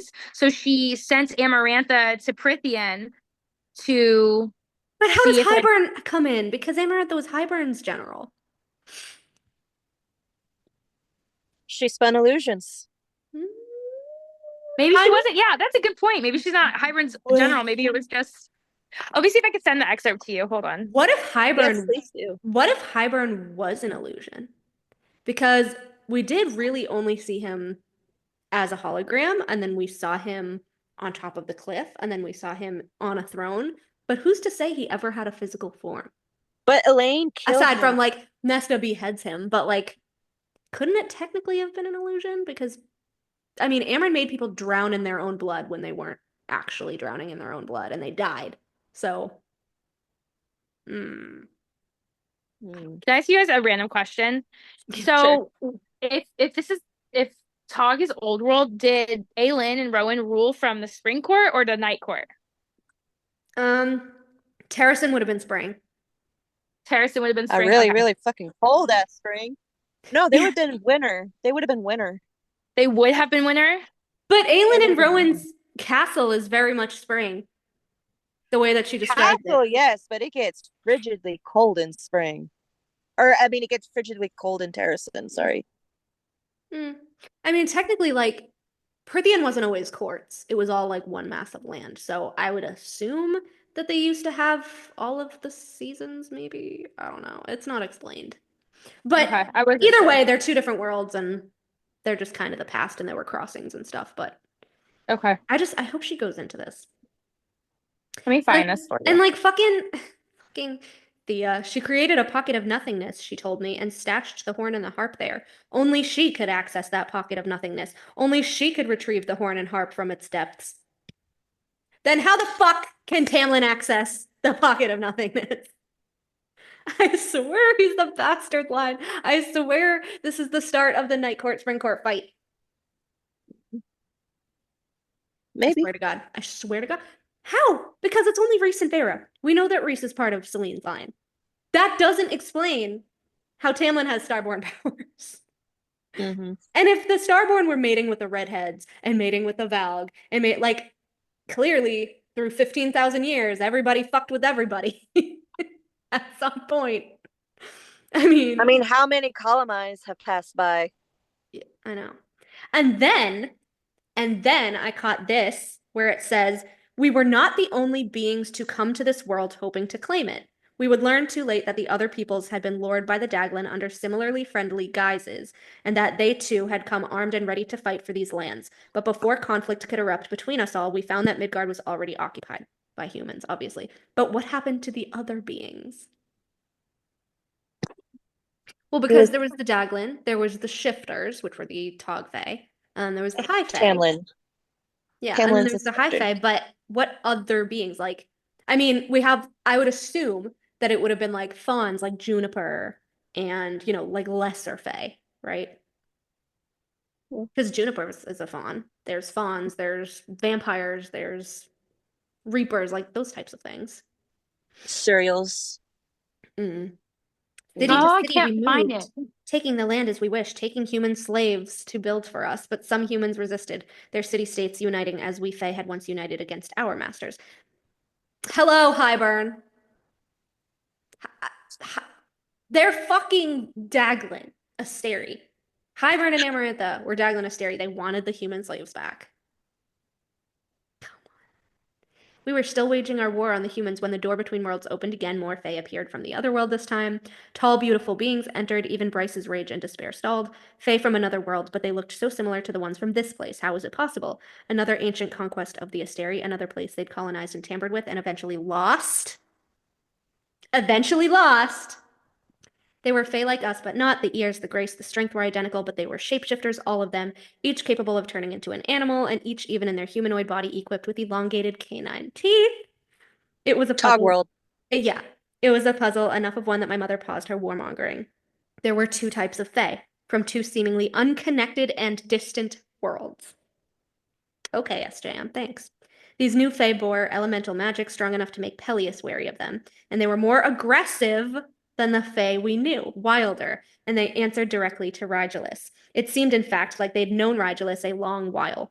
My mother soon began to suspect that our host was not as benevolent as he claimed, but by the time she learned just how wrong she had been about him, it was too late. So, confirmation that Tamlin is originally from the Tog world, or his... Yeah. He's totally... I will love it if she makes Tamlin's story a Tog story. He has to be from Aelin's line. He has to be from Aelin's line. He has the elongated canines. Yeah. He does. And the fact that Aelin is literally telling, is it Kael or Dorian? She's literally telling them, when we destroyed the clock tower and I got my power back, she's like, it was uncontrollable and I can never, it rages inside of me and I can't control the explosions or the fire. And she's going on and on and on about how hard it is to control when you have all of it in you flowing freely and not at all suppressed. And Tamlin is in the Prithian world that has undiluted magic, unsuppressed magic. Doesn't Tamlin also have a green fire? In his eyes, yeah. Yeah. When he's mad, it's fucking Aelin. He is literally, I'm telling you, cousins married cousins, siblings married siblings. I swear to fuck, Rowan and Aelin's kid, Adian and Lysandra's kid, or grandkids, hooked up. Down the line, Rigelus comes there. Everybody forgets the Valg War with their great-great-great-grandmother, grandfather, whatever. They trust Rigelus. Isn't one of the 3 stars above the mountain named Rigelus? No, there's the 3 stars of the mountain. Well, because it's the 3 ranks of the blood right. So it's Carinth, Orestes, which I think was also one of the planets in Hofas, and I forget the lowest. I could have sworn it was Rigelus. Oh, Arcos Orestes, and Carinth are the 3 stars. Mm. The 3 holy stars. Weird. Hello, everybody. We are back again. I Hola. literally feel like it's been forever. Like we haven't gotten a good ass session since Henry. Seriously, we did like the whole interview or whatever, and then life got weird. And then we just haven't gotten any really good sessions in. Eventually, we will again eventually. To be fair, it's like the holidays are coming up and like lots of work for everyone to do, and Work you is know, busy. work is busy. We're all have like little projects that we're doing and Trying to writing. write books and all this stuff. Right. I actually started the merman one yesterday at work because again, when I'm overtired and exhausted, I write the best for some reason. I got like over 1,000 words done. Nice. I know, it was nice. But anywho, we are back and I have some, I would say new theories, but it's more like stuff we've discussed in passing that we never really delved into that deeply that I wanted to touch on. And I really do want to do the Eris one, but I'll start off with the Rhys and Feyre bargains one. Oh, please. Please, please, please. Let's get into it. Let's get into it. Because Spill the tea. Spill the tea, Azriel. Okay, so this spiral started when I kept seeing reels about Rhys and Feyre's death pact. And I was like, first of all, it was ridiculous. But secondly, I was like, how did Rhys not actually die when Feyre literally died and Nyx literally died? And like, it didn't say that he was dying. He didn't collapse, like nothing happened. She was dead for a good couple minutes. It spiraled into taking a deeper look at their bargains overall, both of them, that one and the one under the mountain. And so the Death Pact one actually has nothing to do with death. Never had anything to do with death. Was not worded to have anything to do with death. Because remember, book 1, Alice and everyone is like, be careful of the wording of fairy bargains. They're very particular. It really depends on the exact wording, blah, blah, blah, blah, blah. And so I looked back, and the exact wording is when Rhys tells Amryn about it, he says, or when Feyre tells Amryn about it, she says, we made a bargain after the war to ... only leave this world together. What does that sound like to you? Because that is not death. That is world hopping. That sounds like That is Wayfarer world walkie talk. Repeat that again. We made a bargain to only leave this world together. Mm-hmm. Mm-hmm. That was the bargain. It had nothing to do with death and everything to do with Rhys and Feyre. I would assume maybe going to the Tog world in the past. Or Crescent City at some point. Leave this world together. That is so very particular for a fairy bargain. Because they did not say die together. Ever. But didn't Amryn in Silver Flames? Amryn assumed. Amryn did assume. She said romantic idiot. Yeah. But to be fair, Amryn is in her romantic hoe era. So she's thinking of it like that. Like, oh, they're dying together. They're fucking idiots. Because she was like so willing to die without Varian in the Act of War. So like, I don't know. But that is a very world walking bargain. Right? Am I wrong? I'm not wrong. I can feel No, in my you're bones not. that I'm not wrong.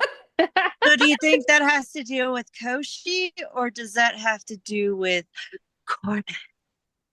I don't know.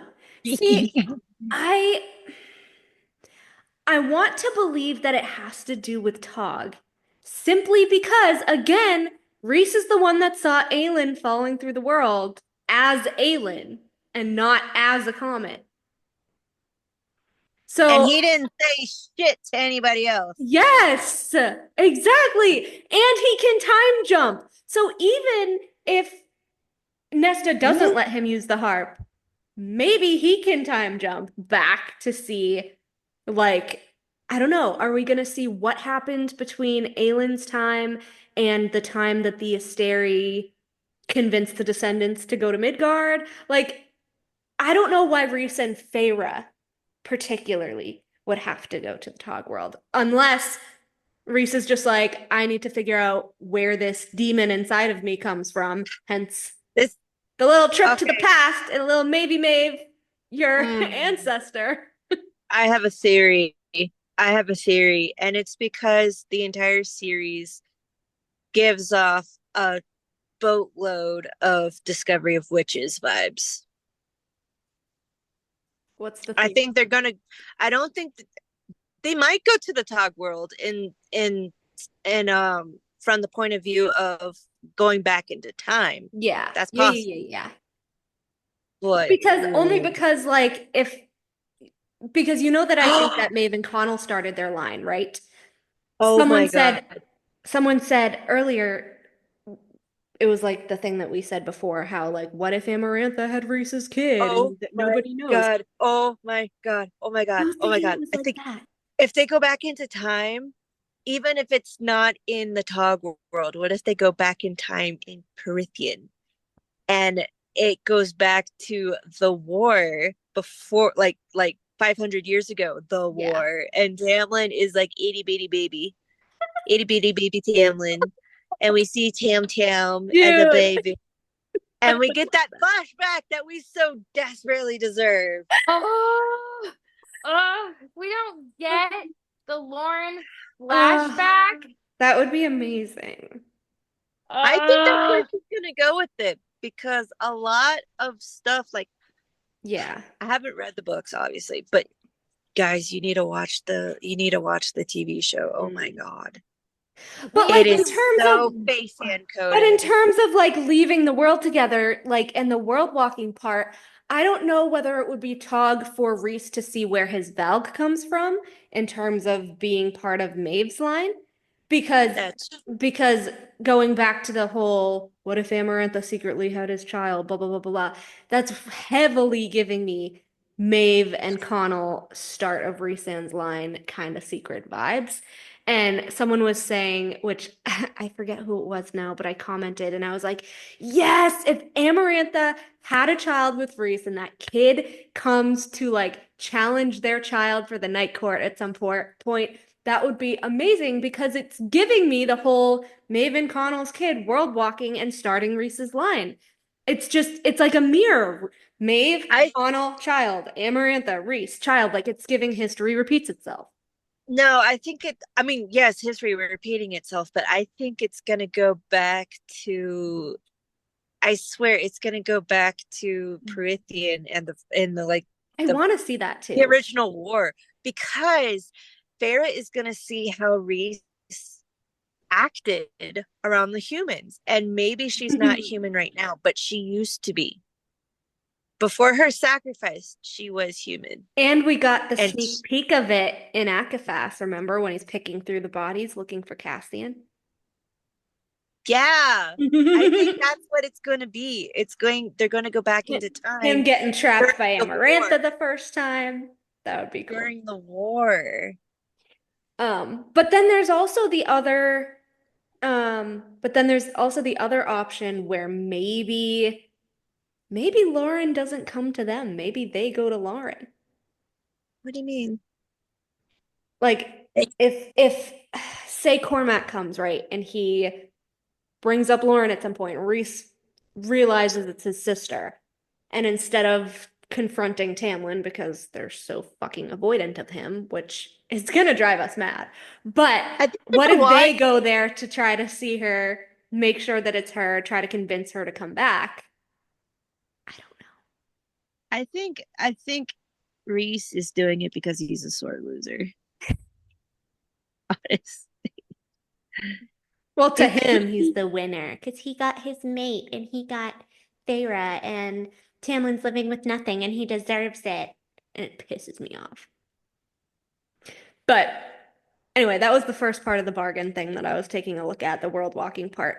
But then I was like, their original bargain under the mountain, right, is very suspicious, because after Olivia brought up the whole thing in the dining room scene, how Rhys is like, she would have been yours, right? Yes. I went to the part under the mountain when they actually make the bargain, when he's, obviously torturing her arm and all that shit. He's basically a period. 1 week out of a month. Yeah. I love it. Sarah. But again, fairy bargains are very particular. Yeah, period.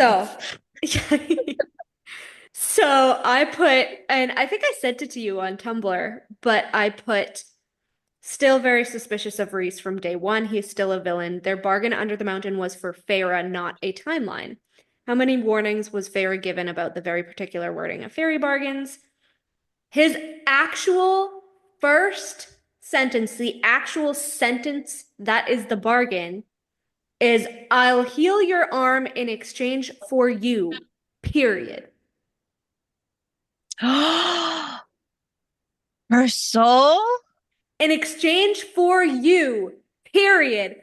And then, and only then, after he says that, does he continue and say, I want you 3 weeks out of a month, or blah, blah, blah, blah, blah. And then Feyre's bargaining with him about the timeline. And this is why he could wait 3 months to pick her up, because it was never about a timeline. It was about owning Feyre. And he does own her soul, because then they were mates after the bargain. After the bargain, they were mates. So they're not true mates. I knew it. I knew it. It might be Nesta and Rhys because they're the true mates.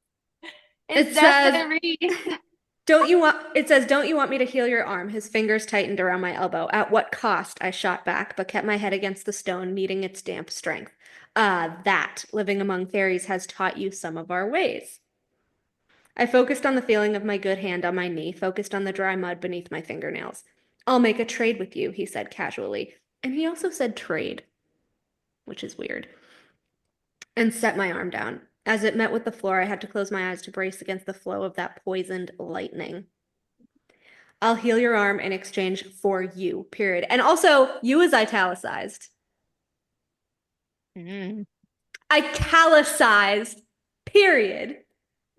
And then he says, for 2 weeks every month, 2 weeks of my choosing, you'll live with me at the night court, starting after this messy 3 trials business. But he does say a month. So if it was truly part of the bargain, it wouldn't have let him wait 3 months. Yeah. As soon as we're done with the nasty trial business. But he waited. So did Rhys somehow know the events of Under the Mountain before it happened? Because he was the only one that bet that she would defeat the worm.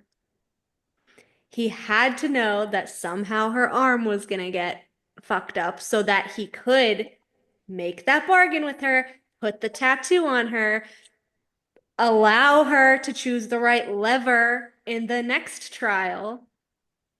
It's very suspicious. I love that. Actually, I love what you just said right now, how you think that Rhys time traveled and saw the results. Is that what it is? Yeah. You feel like he time traveled and saw the ends of how it was, and that's why he so confidently placed a bet on her? And nobody at all knows about that power of his, except for the inner circle. And there's a reason that he trapped the inner circle in Valaris. Amarantha's not a He did monster. trap them. He did trap them. Amarantha's not a Daemati. That's why she needed him. But nobody outside their inner circle knows that he has that ability. Nobody. Not even Tamlin. Jurian knew. Jurian did know. Holy shit. So it's like, why does Jurian want him dead? Does it have to do with his time traveling? Does he go about and like change events? I don't know. And is this why he's not threatened by Aelin? Because he's like, oh, I can just change the outcome? I don't know. Nah. I think it's very simple. I think it's the fact that dude was a ring for 50 years Dude. and He saw everything about rings are usually attached to fingers, if I'm not mistaken. And yeah, he saw a lot he didn't want to see. He's like, I know. Oh my god, I didn't even think about that. Just like Amarantha is just doing naughty things to Rhys, and Jurian is just like attached to her hand. He's just like, oh my god, please kill me now. But can I also add in a little interesting aspect of that? I don't know how interesting you can make it after that. I know. Not in that way. But just because Amarantha is asleep doesn't necessarily means Jurian is asleep. So what was Rhys doing when Amarantha fell asleep? Oh. Did Jurian see him time travel? Like, so, like, for example, just because this is the only example I can think of at the moment. Did he not smother her in her sleep? She had some spell or something. I don't know, whatever his thing was. Yeah, weird. But for example, in Charmed, which I use as an example all the time, when Prue astral projects, her physical body kind of goes into like a sleep mode. So she like puts her head down and she'll like not be able to move in her physical body when she's outside of her body. So I'm wondering if Jurian like saw him time traveling, astral traveling, and like began to know the signs of it, or if it had some physical marker in terms of power.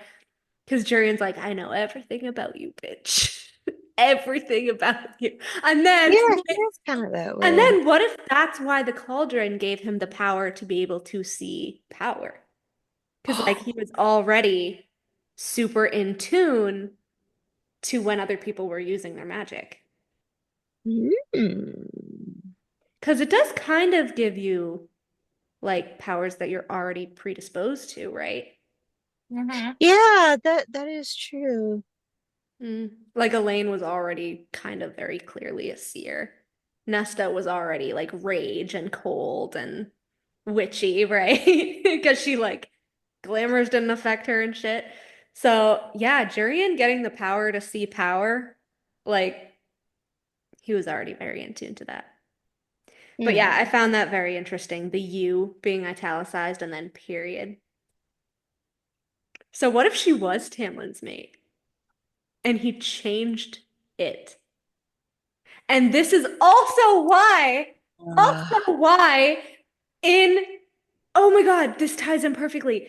This is also why in the Hybern scene, when Feyre says, he made me, he forced me, nobody bats an eye. And it says, Jurian looked like he might speak up, but then didn't. God damn it, Jurian. Because he's probably like, yeah, he did fucking force you, bitch. You stupid. But he said nothing. Oh my God. That part I just thought of. Because we're like, what was he gonna say? Like, why was he gonna Oh my gosh. I just really think that like she's gonna go the route with going back into time with Prythian, and they're gonna go back to 500 years ago, and Feyre's gonna see Tamlin, and they're gonna lock eyes, and she's gonna feel old feelings again and be really confused. I would want love it. that. I have zero confidence that Sarah would ever do that, but I would love that. Oh, I get so nostalgic over Fillin, honestly. Me too. It's I so do. nostalgic. They were so cute together. I know. I'm He like, was genuinely happy. yeah. Genuinely happy. And she was growing as a person, as a character. And then Rhys had to fuck it up. He totally Yep. he totally wanted to see the results. He knew what was gonna happen. It was always weird to me. I mean, she did say, okay, so if we go down that path, didn't she say in an interview recently that like the whole thing with Elaine is that it's gonna talk about like choose, mates and like had the cauldron and how that really works and everything. So maybe she will bring in Rhys, and in this book we'll see that he's the one that's been pulling the strings with the mating bonds and stuff. I don't know. And I he's don't the know. reason why the cauldron is corrupted. Can you imagine? People would have a shit show. They would lose their minds. Well, If that was the case. I don't ready know. with that popcorn. I don't know if Give me he's that the popcorn. reason. Well, he's not really the reason it's corrupted because it was like the Daglin and stuff, but he is part of that line. And again, Rhys is the only one who can physically go into it whenever he fucking wants. Uh-huh. Like, Yeah, that's how it's weird. Whenever he wants. It's weird. And that's how he knew that he was the only one and the only person's power that could heal the cauldron during the war. But then why give it to Dracon and Miriam though? To keep it far healed. away from him. Well, it was healed by then. I'm saying he can enter it without being near it. Oh, so it doesn't matter its location. Yeah. Because he entered it. He entered it with his Daemati power. Like he has Maybe that's what he means by when he says he's the most powerful High Lord, because other than that, Tamlin looks like he could rival him easily. But if that's the case, that would make sense to his claim. Because he went into it to yank the quote-unquote mating bond and bring Feyre back. He went into it when he was healing the cauldron and then ultimately quote-unquote died, I guess. But he entered it. And then he reached out his hand, grabbed Amren, pulled her back. And then he entered it again, which we've gone over when Nesta had her nightmare. He physically entered the cauldron when it took Nesta's soul into it or whatever and was fighting with her. Here's the thing. Grabbed her hand, brought her back. But when he went in to go get Nesta, he was very kind. He was very kind and sweet to Nesta. And then once she was out, he was back to being nasty to her. That's why I think, this is my headcanon now. It's no longer a crack theory. It's still a crack theory, but it's headcanon now that they are actually mates, and Fillin are the original mates. To me, I feel like that was both. I feel like that was Rhys seeing what actually happened to her when she went into the cauldron the first time. Because remember, when he comes out, he goes, her trauma is. Ugh. So that's him either physically going back and seeing it when it happened while being within the cauldron and all of its physical memories that it retains, or it's affecting his Valg when he goes in there, and maybe the Valg doesn't affect him as much when he's in the void. Who knows? That could be. He was still really mean to her, though. I know. Because that makes me so mad, because he's like, her trauma is, and then he was terrified of her, and then he was super sad for her, and I'm like, you are bipolar, dude. Figure it out. His emotions give me whiplash. It's so weird. They do. Yeah. Can you please go through the emotion wheel and just go Let's to just therapy, spin it. please, How is sir? Rhys feeling today? How are you feeling today, me fan? But that's why I think that it's actually two personalities. I think it's literally him and his Valg fighting constantly over control. And he's just not fucking telling anybody. Because after he died in Aka War, he had to give up some of that control. What if theoretically Rhys is Tamlin's twin. I always say that I never say they're twins, but like they're the same. They're one side of the same Foils, coin. yeah. But I think you mean like literally twins, right? No, Like not power literally. twins. Power twins. Power. Energetic Okay. twins. Like Haranam. twin flame. Like Haranam? Cardinum, yeah. Cardinum. Like what No, if they're that- actually cardinum? That would make sense because what was the whole reason the dads wanted them separate or why they killed his family is because they Yeah. didn't want them to be together. Well, I But originally why? thought this, but then I was like, oh no, it had to be the sister because then she would have been the Starborn heir and then he would have been her battery. That probably But- added to it. But if Rhys and his sister had similar powers, and Rhys is technically the most powerful High Lord, maybe he had more than most, and maybe both him and the sister, for some reason, were both power twins to Tamlin. Because why can Tamlin enter the void? Well, not really the void, but he can open the little pocket of nothing. And Rhys can open the pocket of nothing, and Feyre, because she got a drop of both of their powers, but they are the only three that can access that pocket of nothing. Just like Bryce. Without blades. Just with their power. Every time. So I was like, is this why the dads didn't want them to get together? But that doesn't make sense because then if they did get them together, I feel like they could get rid of any of their dad's enemies and the black holes and stuff. Like, I don't know. It doesn't make sense. It doesn't. You're right. It doesn't really make sense. There's definitely more to it. That's why there's so much more to that feud. I am dead set on like they go back into time to like 500 years ago, and that's where they learn about it. I'm so disappointed. Swear to God. What if? But also, like, what if it's back in time to like Minorian or something like that? Because remember, she's like, I'm writing a book that I'm that gonna be other really, book. really I emotional. still want it to be the Lauren and Tamlin prequel. Oh, I want the Lauren Tamlin prequel, 100%.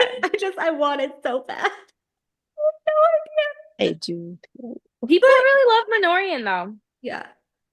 I don't know. But yeah, I don't know. I would love for them to go back in time and Prithian. I don't know if Sarah would do it, but I mean, we do have the little nod that she misses writing Amarantha, so maybe. I feel like regardless, we're gonna get some memories. Maybe with Amarantha. Who knows? Maybe. I don't know. What does that look? I would kind of, as much as I hate Phazand, I would kind of love them going back to Maeve's time on the Tog world. And like, because why was the Aelin thing in there? It has to be a clue. Like, it was so random. And now we have world hopping and wayfarers and Rhys can jump to, like, Rhys meeting Maeve, Aelin, whatever. There had to be some part of Tog that we weren't seeing. Like, I know that it go all the way back to all them damn pages. Well, why do you say that? Kingdom of Ash is like 1,000 pages. I'm going to be paying really special attention to Kingdom of Ash and all those fucking fleets that show up and all the people that show up for the war, because if there's no like Rhys and Feyre nod, like how in Frozen, how they had Eugene and Rapunzel at the opening. Like, if we don't see Phazand during the fucking Kingdom of Ash war as a cameo, I'm gonna pick it out. I'm gonna find it. I'm gonna find it. Because we need to see it. Like, not even like we need to see it, you know. Anywho, that was my little bargain thing. And then I just went over how the bone carver was the god of truth. We've already did that. But I did think it was funny that how his original home was called the Shadow Market, and now like he chose to be in the Night Court, and I just thought that was a cute little fun little nod. Do you want to hear my okay, I have three options. I have three choices for you. There is the little Azriel thing that I have to speak my mind on. Ma'am, And there is ma'am. What little Azriel thing? the little Azriel thing. What little Azriel thing? Or the big Mor and Eris or Cormac's parents thing that No, go I back to actually Azriel. What little Yeah, say the Azriel thing? Azriel thing. So What little I was Azriel thing? reminded that I got something wrong, which I admitted on my reel, which I did get it wrong.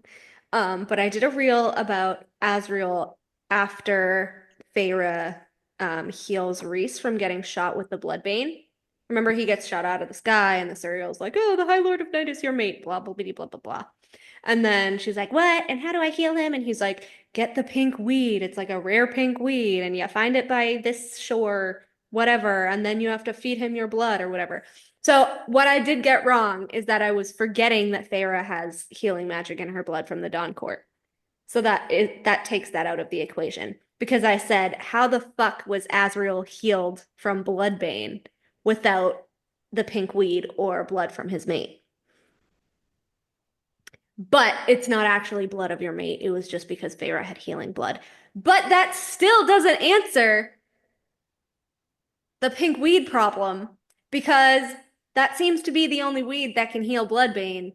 And I don't see old ass Maja traipsing around the entirety of Prithian to try to find this weed to heal him before he dies. Nope. Are you saying what I'm saying? Because then who would know about the pink weed? It's gonna be Elaine.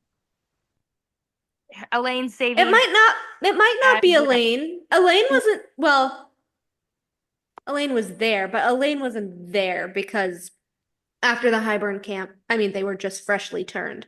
So she had no idea how to use her powers, and she wasn't really using her powers yet. And they stuck her and Nesta in the House of Wind. But they came back, and because remember we were like, since when are Mor and Amren healers? Because it said that Mor was trying to heal Azriel and Amren was trying to heal Cassian, and it wasn't working. And then Rhys or Amren was like, get Maja, because they were literally bleeding out. Cassian's wings were shredded, but Azriel had still been shot with bloodbane. Because the king is like, that's why they couldn't try to help the sisters during the Highburn scene, because the king is like, I can literally make him die right now because I control the bloodbane. Wait a minute, bloodbane. What if that was the parasite? That's interesting. Parasite, because if it affects your blood, your magic is in your blood. Yeah. That's how he said, like, I can kill him right now because the king could control his blood through the bloodbane. I don't know how that works, but that's what is said. Jerian shoots him, and then the king's like, I can make him die right now. So then is that the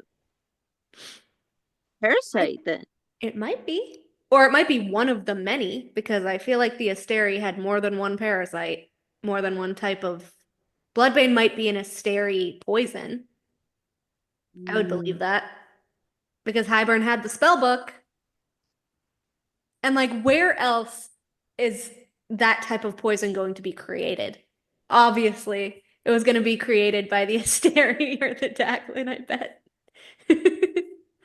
Because, yeah, like, I wonder if it even works for humans. We don't know, but like, they could have controlled the humans through their blood. They could have controlled the Fae through their blood. Like, so where did they find a fucking pink weed to heal Azriel? Because we don't get what happened, because we flash back to fucking Feyre in spring, which pissed me off that one time, because I wanted to see how Cassian and Azriel were healed, but no, she comes back and they're fine. Pink weed. Heather? Like, you guys know about what Heather is and what Heather looks like, right? Yeah. What if it was Heather? The pink weed? It could be. Because it's very acknowledged in English and Scottish folklore. Pink weeds. Ugh. Not pink marijuana. What does the pink weed symbolize in that folklore? Yeah. It has something to do with pixies. Feathery spikes of pink bell-shaped flowers. In arid slopes, it frequently rises only a few centimeters above the ground. That could be. It could be. Mhm. Remember when I said the pink weed was gonna fucking kill Cassian? That was good times. He could be allergic to that weed. No, he's not allergic to that weed. He's allergic to roses. But like, does Maja just have jars of, I don't know. Is she like hypaxia and she just has jars of random shit? And they're like, try this, try this, try this. And she just happened to have some of the special pink weed in a jar to heal Azriel. Or is this No. supposed to be an Azriel secret thing? I Because think it's an Moore was freaking the fuck out like he was literally gonna die. Well, that was when Sarah was like, "Yeah, they're gonna be mates." And I then- know. Yeah. But the fact I still that wish they were. I wish Moore and Azriel were mates. girl, like- why? It would have, honestly, if she just kept the original storyline, I feel like it would have been better. You know what I mean? I don't know. I don't know. Ah, I don't like yeah. her. I never really liked her. She's such a pick me, and I just She is a pick-me. That's true. Moore But is for sure.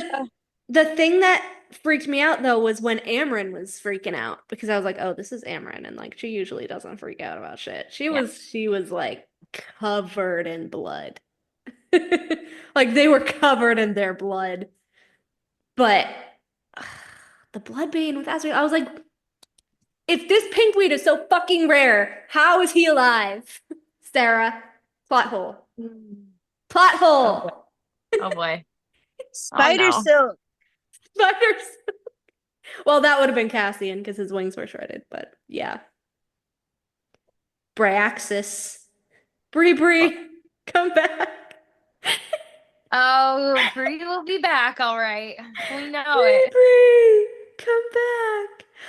He'll be- And then, oh my god, I did so many good boards this past couple weeks. So many good boards. Oh my gosh, I love it.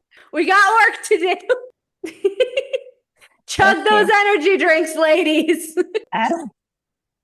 I don't do energy drinks. I know. I wish I could. Pink that sounds weed, amazing. sage, Send it my whatever. way. I don't know. You want me to sage my coffee so that Yeah. I have to say, part of one of my favorite parts of the Henry interview is seeing Eka working with the sage in the background. I love it. But then it actually did. The interview was better. Her internet was better after the sage. I know. Yeah. He was like like, every "Are you time. lighting a match?" You're like, "I'm trying to." it would not light. So I just got Fritz sage. That's hysterical. It was great. Well, it was sage, but smudge, which Oh, yeah. same. Yeah. Yeah. Same thing. Essentially. So I sent him that Tamlin meme that I posted, and he goes, "Oh my god, yes!" Eh.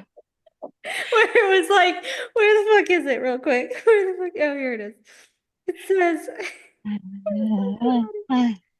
"Farah, no, it's good and heroic when Brisand works as double agent, but when you do it, Tamlin, it's evil, and you're trying to control me." Tamlin, that doesn't make the slightest amount of sense. Farah, yes, I it like does. that one. Tamlin, Lucian, what is that the children say? Lucian, the math ain't mathin'. Tamlin, yes, the math is not mathing. I love that. I saw that. I was Said like, in his I love interview, that. the math is mathing. And he goes, "Oh my god, yes." I thought it was so funny. Hello, Hello. everybody. Yeah, so I was going on a rant about how Sarah J. Maas was vacationing in Ireland. If you've seen my reel on Instagram, I was going off on how that makes me think that maybe she's finally going to drop the Moore novella soon, because the Morrigan is an Irish goddess. And, you know, the Valahan storyline left off in Akafas, which is an Aka War novella. And actually, it has been What? taken down off Goodreads now, but for the longest time, the More novella was Aka War 3.2. And chronologically, Akafas is 3.1. So I was like, okay, can she just like drop it and then, I don't know, do a double drop or drop the fucking novella and then give us the novel a couple months later? Because we don't just want a novella of More and then to wait 4 years. But I also don't see how you could continue on with the series without picking up her storyline all the way back to Akafas, because that also doesn't make sense. Because we need to know what happened in Valahan first, right? Yeah, and the fact that she's in, or either is or was, I don't know if she's still there, but the fact that she was in Ireland. Mm-hmm. And the last time we got anything regarding Akko what was in April. Mm-hmm. Yeah. And it was snowing, apparently, wherever she was up And north. someone pointed out, like, Ireland at this time of year is like cold and like it's not a great vacation spot. So I'm like, she has to be doing research on like the Morrigan and stuff like that. She like maybe she's been in Ireland the whole time. Or not really the whole time, but maybe she's been back and forth to Ireland. Maybe I think she's been back and forth. Yeah, and that's that also was me the snowy place? speculating. Yeah, maybe that was the snowy place up north, because technically, yeah, Ireland is north of. Yeah, I think she was in New York at the time. She Yeah. finally moved back to New York. Mm-hmm. So yeah, Ireland would have been north of New York. Yeah, just like Valahan is north of the Night Court. It seems like more like snow a lot. She goes to the Night Court where there's a shit ton of snow. She goes to the Winter Court with her bestie. Yeah. Winter Court, snow, and then Valahan, snow. So she just likes snow. And then when she lost her virginity to Cassian, it was in the snow. Actually, it was in a tent, but snow. And she loves stringing along Azriel, whose power, ice and frost. So I think she just really likes snow. She just the Snow Queen. Yeah, I think she is the Snow Queen, and I think. But it's so confusing because like she's the Irish goddess Morrigan, but she's also the Snow Queen from the story. I don't know. I think it's gonna be really interesting to see, and she's like giving off witch vibes, so it's gonna be really interesting to see how Sarah integrates like all of that into one character, and maybe that's why she went to Ireland to look up the lore. I will say this: I am really excited for Moore's book. Because, you know, she annoys the crap out of me, for one, and two, part of the reason why she annoys the crap out of me is because we know nothing about her. We know almost next to nothing about her. She seems one way, but then she acts a different way, and that is, she just doesn't seem stable. Funny. That's actually funny though, because Feyre actually connects her to like light and sunshine. And Elaine is connected to like light and sunshine. And Azriel's shadows only hide from Mor and Elaine. But then Mor likes the snow, like you said. Loves Valahan, loves the Night Court, loves the Winter Court. So it's like, interesting. Very interesting. Because she does give off like sunny vibes, like the golden hair and the light brown eyes and the loving the color red. And is that like, just a facade? Well, here's the thing, like, she still has both attributes of Cassian and Azriel. She loves the snow, but she wears red like Cassian. She's a flame in the darkness of Hewn City. Yeah. I did love that line. That's like one of my favorite lines. Which a flame in the darkness, Eris being her mate, and Azriel being the one that wanted to be her lover. That was so clever. I loved that. That was clever. I have to hand it to her. That was really good. I think the only I want to see where she goes with it. I know. But honestly, for me, I think the only part of Moore's book that I will actually really enjoy is like Eris's POV, because I just want to be in Eris's head. Like, I need it to be dual with him. Because if he's not getting his own book, I need his POV so badly. Well, his POV, and also like I want the tea. I want the tea. I all want the tea party. We want all the tea. Hi. The cereal is dead. I know. Okay, the cereal is dead. There's no more tea. Miss Boston, where's our tea party? We need the tea. We're talking about Sarah's trip to Ireland and how we think it might be the Moore novella, but then she's also kind of tricking us because after Akasif, it was very clearly Azriel's, but then also she kind of brought up Elaine's book, and like she's keeping us guessing on whose it actually is. Yeah. Why do you guys think it was Moore's book with Ireland's? Because the Morrigan is an Irish goddess. And it's very Oh. like cold and snowy up there right now. Is And it? April, Moore she was like loves cold and snow. snowy, going up to north to right. Aka what? Oh my god. And So, like- Moore loves snow. Her bestie is in the winter court. She goes to Illyria. She goes, like, the night court is almost nothing but snow. She goes to Valahan, which is nothing but snow. She loses her virginity in the snow. Azriel is like ice and snow. frost. So she's That's why I I'm don't like, understand why her and Az aren't together though, because he's ice and frost. Like it doesn't make any sense. but like SJM is also making her kind of like Azriel. She's also making her like a triquetra because she's like, as we said, she has witch vibes and her mom is matron vibes. And then she's also literally the Morrigan, the Irish goddess of like war and death and all that. But then she's also like the Snow Queen from the Snow Queen thing, which I think her novella is going to be heavily Snow Queen vibes, but she's everything all at once. So I don't know how she's going to integrate like parts of each in her story. And then she was saying how, or I was saying how like it's interesting because she has such a sunny facade about her, even though she like loves the cold and the snow and it's kind of solitude, but then like in her POV, but to everyone else, she's like the sunny extrovert who loves to be around people and loves the color red and has the golden hair, but it's like she's actually pretty cold. Like she likes the cold. It's a mask. You think the sunny thing is a mask? Yeah. Really? Like, she and Rhys both have masks, but Theirs are the opposite too. yeah, they're the opposite. Like Rhys tries to be self-aware, and I feel like he tries to be self-aware, but he's really not.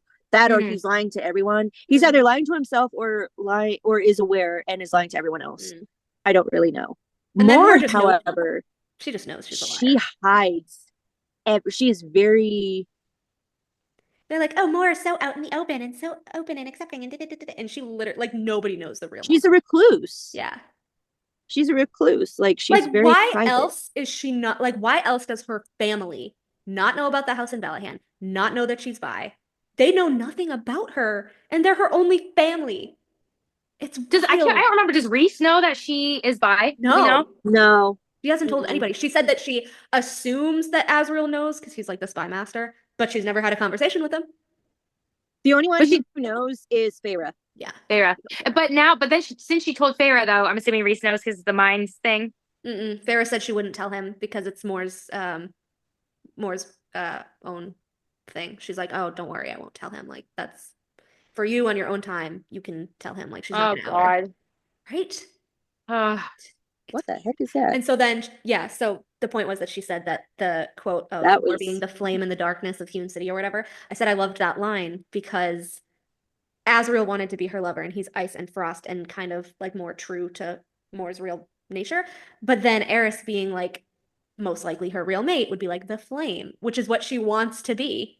But yet she hates him for some reason. And it's just very weird. It's very curious, and I'm like, I want, like, she drives me bonkers, but at the same time, But I want to know more. I want to know more about Yeah, her. I know. I do But this too. She also drives me lends- bonkers too. this also kind of lends to why her and Nesta don't get along. I'm not going to say that they're the same because Nesta's kind of gotten over her shit, sort of. Not I don't fully, think they're the not fully. same. She hasn't healed. I don't think they're the same because Nesta is what you see is what you get. She's very upfront. Granted, yes, she does have an inner. Yeah, the self-loathing and all that shit she didn't want anyone to see, but I feel like that's very more coded. And then Eris loving both of them and both of them being the cold to his flame. I don't know. It's very Poor interesting. Eris. Oh, poor I Eris. know. I told her, I was like, probably the only part of Moore's book that I'm going to obsess over is Eris's POV, because if he doesn't get a Yeah. book, he begged her have a dual POV in this fucking novella. Oh, yeah. I need to be in But his head so bad. But it's so interesting, and Mel brought up a good point. Azriel tends to flock towards the sunny girls, which is Moore, Elaine, and His Eris opposite. is attracted to cold. So Moore, dichotomy of Moore, and the other one, Nesta, cold flames. Yeah. Yeah, he does like the cold girls, and Azriel likes the hot girls, and that's so weird. It's so because because I obviously I want Nuon to be Eris's endgame, and like she's Dawn, she's sunny, she's warm, like him. Whereas Mora appears sunny, but she's kind of cold, but she's kind of both. And then Azriel wanted more. Azriel wanted Elaine, the sunny girls, and like his real mate is like kind of cold, kind of hot as well. It's wild. It's wild. I wonder, yeah, I'm like curious if that's intentional. It has to be intentional of like who's attracted, right? Like it has to be. Yeah. So then what about Feyre? Is she just attracted to beasts? Because Tamlin has his beast, and then Rhys has his Valg. She is a beast in the Ouroboros. She is one. So like, does she just have like a monster fucker fetish, or? I love it. That's awesome. I was very, I don't know. I was very kind of, not really impressed. What's the word? I was kind of surprised during the war when she saw his beast form, and like, it's not like she was excited about it, but it's not like she was scared either. She was kind of in between. She was like, oh my God, like before he ran off, I beheld what happened to his face and his head and his da-da-da. And she was like kind of freaked out, but then like skirted over it. So I'm like, hold on. She was freaked out. I just want to say this. Feyre, you slept with this dude. You married this dude before seeing his beast form, and now you have the audacity to be freaked out? Ma'am. I know. Which, actually, why didn't Rhys show her his full beast form before they got married? Oh, trap baby. Like, why? And also, this kind of lends to my theory that Papa A was one of the merchants that Rhys wiped the mind of. Because if Papa A knew about the word marks, he might have known about Valg. Oh. And I wish we got a scene with Papa A and Feyre at the war, and him being like, that's a fucking Valg. What the hell is that? And her just being like, that's my mate. He's gonna be like, the fuck it is. That's my man. I'm gonna stand by him.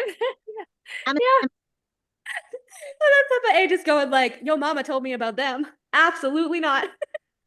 Oh my God. But yeah, I don't know whose book it's gonna be. Oh, I feel like it's gonna be Mor's. I know, like in I still want the double drop. I still want it. I think it's more. Give it to me. I know. I don't feel like she would drop them on the same day, but maybe months apart. I want them to be at least months apart.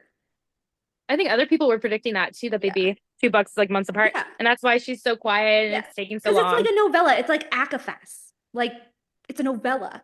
You cannot give us a novella and then have us wait another 4 fucking years. Like, I was gonna say, but yeah, if it's literally a novella if and it's we literally wait just a longer, novella, I would be pissed. Like, she better announce both at the same time and be like, okay, like, I don't know, September 2025 and February 2026, like something close together if it's a fucking novella. oh my God, I'll be so upset. Because I'm not waiting another 4 years after a novella for a full novel. I would be pissed. I just cannot understand why it's been completely silent. Just radio silence. I know. Did you see what Bloomsbury put up today? What'd they do? Oh, they just put up a, which Sarah J. Maas book should you buy your friends for Christmas? The next one. Duh! Fucking Akatar 6, bitch! Where is it? Where is it? I just like tell us the couple or tell us the character. Thing. They know by now at least who the fucking couple is. They have to. That's it. That's all we need. Just tell us. Don't lie. Harder than that. Well, yeah. Maybe a little bit more. To start. Just give us the couple to stop the ship wars. But we all know that they're just going to drop a summary and it's going to be the vaguest shit known to man. And everybody's going to take it as their ship and everybody's going to get inflamed again and they're going to do it on purpose for marketing. We all know. Absolutely. The vaguest shit. The summary will have like all 4 of those characters in it. It's going to be Elaine, Azriel, Lucien, Mor. Oh my God, I would be so pissed. Yeah. Mess. Oh my God.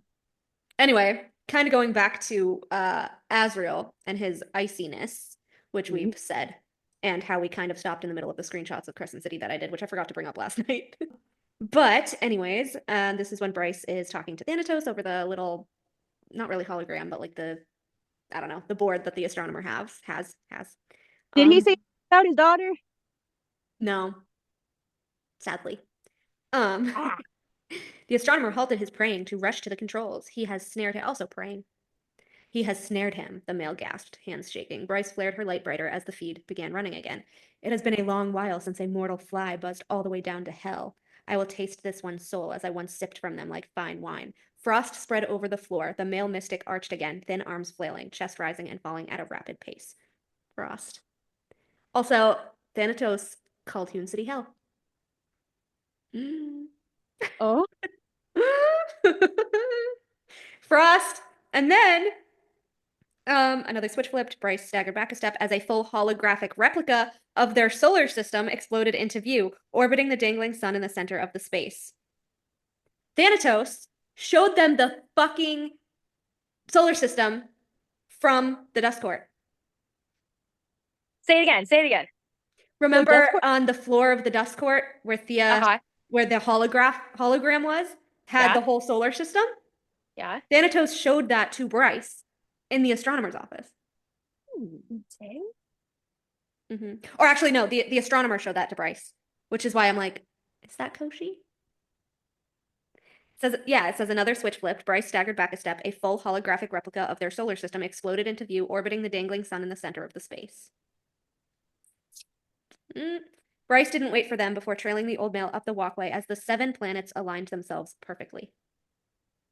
Why is he only showing 7 planets? And I'm pretty sure that's how many were in the dust court thing too. Even though we know that there's 26, but I think they had the 7 major ones, right? Because it was like Thur and like all those other things. So I was like, these Asteri really like their holograms. They think that's like top-notch tech right there. Because, okay, going back to Highburn, if there's no technology, which I just connected this, if there's no technology in Prithian, how the fuck was Highburn a hologram? Magic? Well, it combines magic and tech. And then even all the way back to Selene. How did she plant a hologram? Like a magic seed? A magic seed? Like Rhys doing the magic pill? I don't know. Magic morning after pill, really. Oh my god. And then, okay. Connor's soul wound up in hell. Horror laced Ethan's every word. Bryce's throat closed up. It wasn't possible. How could that have happened? Had she done something with the gate this spring that had transported his soul over there? Silence fell, the temperature dropping with it. She demanded, why is it getting colder? Sometimes their powers manifest the environment they're encountering. Before anyone replied, the astronomer twisted a brass dial. What do you see? What do you hear? The male twitched again, red water splashing over the edge of the tub and dribbling into the pit beneath. Tharian peered over the iron rail. His lips are turning blue. The water is warm, the astronomer tutted. Look. So, hell can make people cold, even across worlds. Interesting. Well, colder than hell, you know. Oh, Azriel. Azriel has to be the test tube, baby. Thanatos, how many kids does Thanatos have? Because he was very protective of Hunt being his child. For someone who doesn't follow his brother's rules and is like, I'm gonna eat you and you're Starlight, like the minute he met them and Apollyon was like, my son to Hunt, and he's like, he's my son. I was like, okay, Thanatos, you really like being a daddy. So you really want Hunt to know that you're his father, and then, oh, he's having trouble with his daughter. So you have a son, you have a daughter. Is Azriel another son?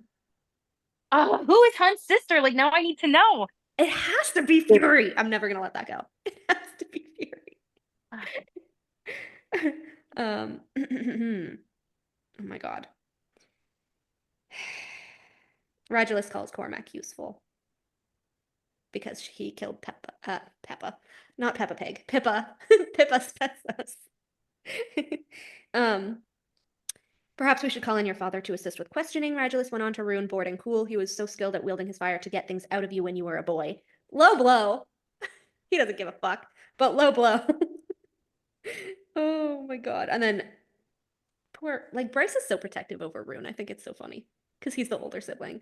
But Bryce is like just that younger sister that's like, fuck you, and Rune's just like, keep a low profile. And she's like, I don't know anything of the sort. He's like, I'm not here. Do do do do do. Yeah. I sent you guys voice notes last night. I don't know if you heard them. I was telling her earlier. Tell me. So I realized that when we were going over Ember and Einar, and we're like, why does Einar want Ember? And that doesn't make any sense. And then I kind of put together, yeah. And then I kind of put together that I still think I'm right about Ember being part of Helian's line, because Helian and Lady Autumn are mates, right? Okay. Mhm. What if Einar and Ember were mates, and that's why he wanted her? Autumn court, day court, autumn court, day court. The mother wants an autumn court person with a day court person. So we'll see. We'll see what happens. I'm hoping Helian and Lady Autumn finally make it work. And then I also said, what if that's the only reason that Einar was apologetic about hurting Ember? Because, like, technically, if you hurt your mate, it hurts you. So he would have felt the hurt that he inflicted on her, and that would kind of be different than what he's used to, because he's just used to like with Rune power tripping and hurting him when he wants stuff and like not feeling it. So I feel like with Ember, if they were mates and that's why he wanted her so badly, Rhys and Feyre, then he wouldn't actually be able to physically hurt her without feeling it himself. Yeah. Yeah, Rhys and Feyre. But anyway, also, I went on this rant because I was editing last night, and we kept bringing up points and then skipping to other points, and I was annoying. I was getting annoyed at myself. But I said, also, when Cormac caught Rune when the Reapers were attacking and the Reapers threw Rune, Cormac winnowed Rune to safety and then came back for Bryce with the Star Sword. And I said that was very much giving me Eris protecting Lucian vibes, despite also being forced to hate him. Right? Yeah. Because they were both supposed to hate each other at the time. But Cormac choosing to protect Rune over Bryce, that was like a big moment right there. Because he could have let him drown. He could have let him die right there in that cave. And he didn't. And he could have like stolen the he could have let him die, drown, he could have stolen the Star Sword and not come back for Bryce. Like, he could have done any of those things. And yet they think the worst of him, and yet he always does the best thing. Like Tamlin, like Eris, and everyone else is like against them, just like they were with Cormac. Oh, and Eris protecting more, because yeah. So Cormac protecting Rune and Bryce is like Eris protecting Lucian and more. I liked that little parallel. I thought it was cute. And then Eka said something on the discussion, which completely got skirted over because someone thought of something and then we went off on a tangent on something else. But you said that each of the worlds has war camps, like slave camps. I was reading that point, yeah. And so I was like, okay, Kavala had like child labor and really bad, and then Endovier, which was like whipping people and, you know, people that didn't have magic or whatever. So I was like, Windhaven? The Illyrians? Are they Rhys's slaves? Are the tattoos bargain marks or ownership marks to Rhys? But then how would that explain Nesta's tattoo with the cauldron? Well, hers is a bargain mark with like the cauldron. But I feel like Rhys's with the Illyrians is like if they complete the blood rite and it's tied to the High Lord, then their tattoos are like enslaving them to Rhys. So then Azriel and Cassian are his slaves. But because Azriel is different, he isn't affected by it.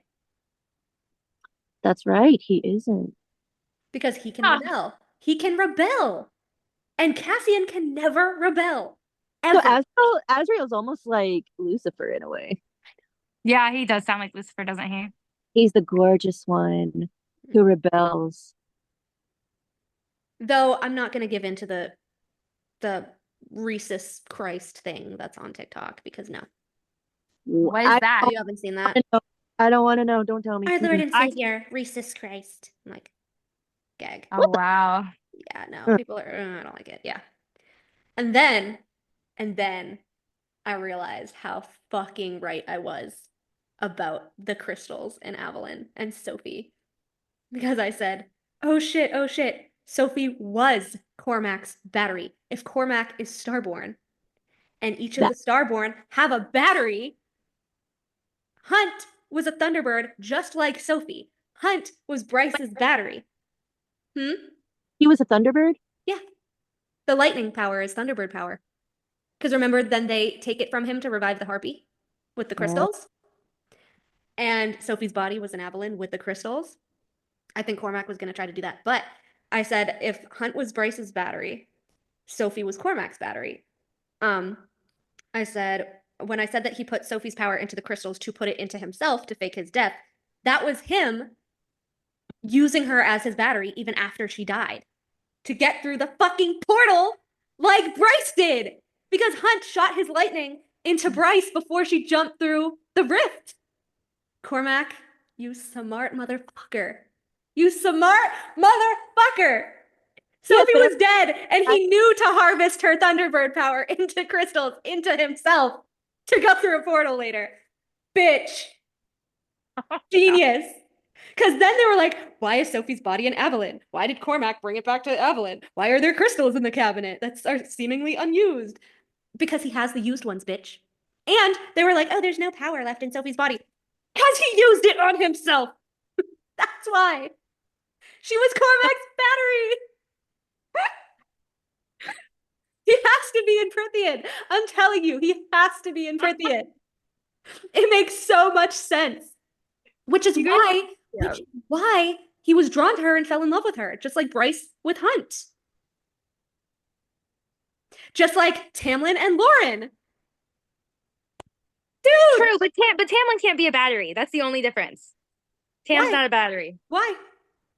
He doesn't have the lightning powers. Do we know that? I guess we don't know Tamlin's true powers, and Henry even confirms that. He did. He did in book 1. Because when Feyre and him were locking eyes and doing naughty stuff and whatever, white lightning. Mm-hmm. When? I don't remember the white lightning. On and off throughout the first book. Hold on. Hold on. Yeah, I remember when he showed up at the High Lords meeting and there was like a crack and there was thunder there. I was just gonna say that. Lightning. Yeah. I mean, I remember that. He started in the first book. Where is it? She's killing me, you guys. I need to know his powers. I mean, we know he has wind. We know he can heal. Why is she keeping his other powers a secret? Well, what is it going to show us? I mean, Rhys also has lightning, which sucks. Is it just like a High Lord thing then? Everything suits me, he said, with those horrible enchanting eyes like leashed lightning. Shut the fuck up. And then the cauldron.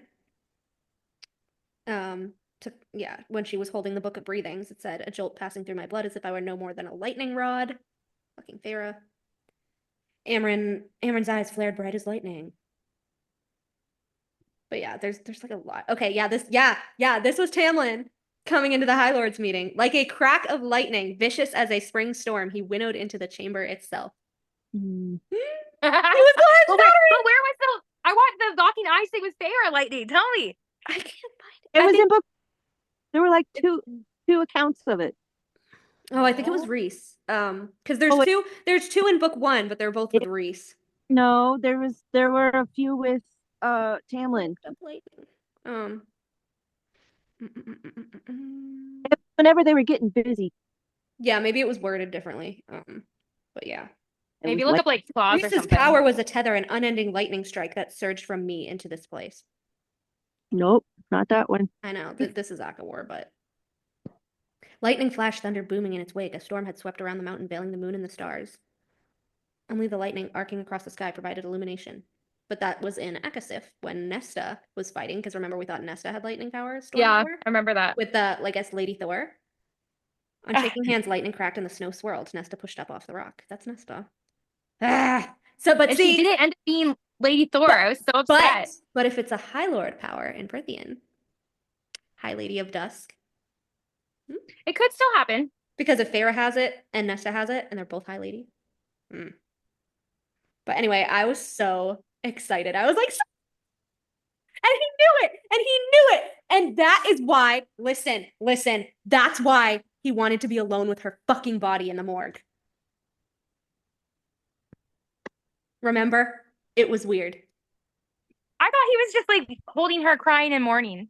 Isn't that how it was? He already did that in front of people. What else was he going to do alone in the morgue with her body? Come on. And then he brought it back to Evelyn. No, wasn't he reading? Remember, she had carved into her hands a secret message. Yeah. Isn't that what he was doing alone? But that was in front of everybody. I think that it was more than that message there. I think she was sending him another message like, take my Thunderbird power, fucking use it as your battery. Like, there was something else aside from Danica's shit. Come on. Had to be. Had to be.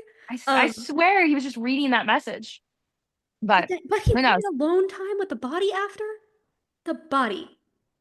Before bringing a body back to your castle? Next to a stack of crystals? After which we learn that the Asteri are trying to bring back their harpy with crystals and they needed Hunt's lightning power to do so. And then they go to... So he was trying to bring Sophie back, right? He was trying to, like, bring her back to life. Well, I don't think she could be brought back to life because you need the Thunderbird power to bring someone back to life. Because she already had it, I don't think he knew it would have worked on her. But it still could have been harvested for him to use as a battery, is my point. Because remember, they tried with Sigrid and Hypaxia because Hunt had to give it into the crystals to try to bring Sigrid back. I'm so excited. Cormac is definitely not fucking dead. And then I have to get to the Eris and more stuff. But do you remember when I told you guys that quote that Moore said in Akamath? Which one? How she's saying, oh yeah, like the previous 2 wars or whatever. And I was like, what other war? Because we know about the first one with Amarantha, like what other war are you talking about? And how it was weird. And then Morven says in the bonus chapter, our ties to the Hawthorns lead back to the first wars. Morrigan, Morven. And then I said, wrong planet, Morrigan. You were on the wrong planet to be talking about that other war. Protecting her baby out here. Oh my gosh. Oh my word. Which leads into more fucking proof that Mor and Eris are Cormac's parents. 4 entire slides of it, actually. Yes. It's exciting, okay? There's no way they're parents. There's no way. I'm going to read you these quotes, and then you can tell me what you think. Let's hear it. Alrighty. So I like titled it, I put Mor and Eris are Cormac's parents, part 2. Okay. I told you the red thing, but I'll go over it again for the podcast. This is Bryce and Hunt when they're in Evelyn. So it says, Bryce grinned as he peeled off her leggings, exposing the tiny red lace thong. I grabbed these from Morven's castle. The guest rooms had whole unopened packs of them. And then the other quote was, with Cormac.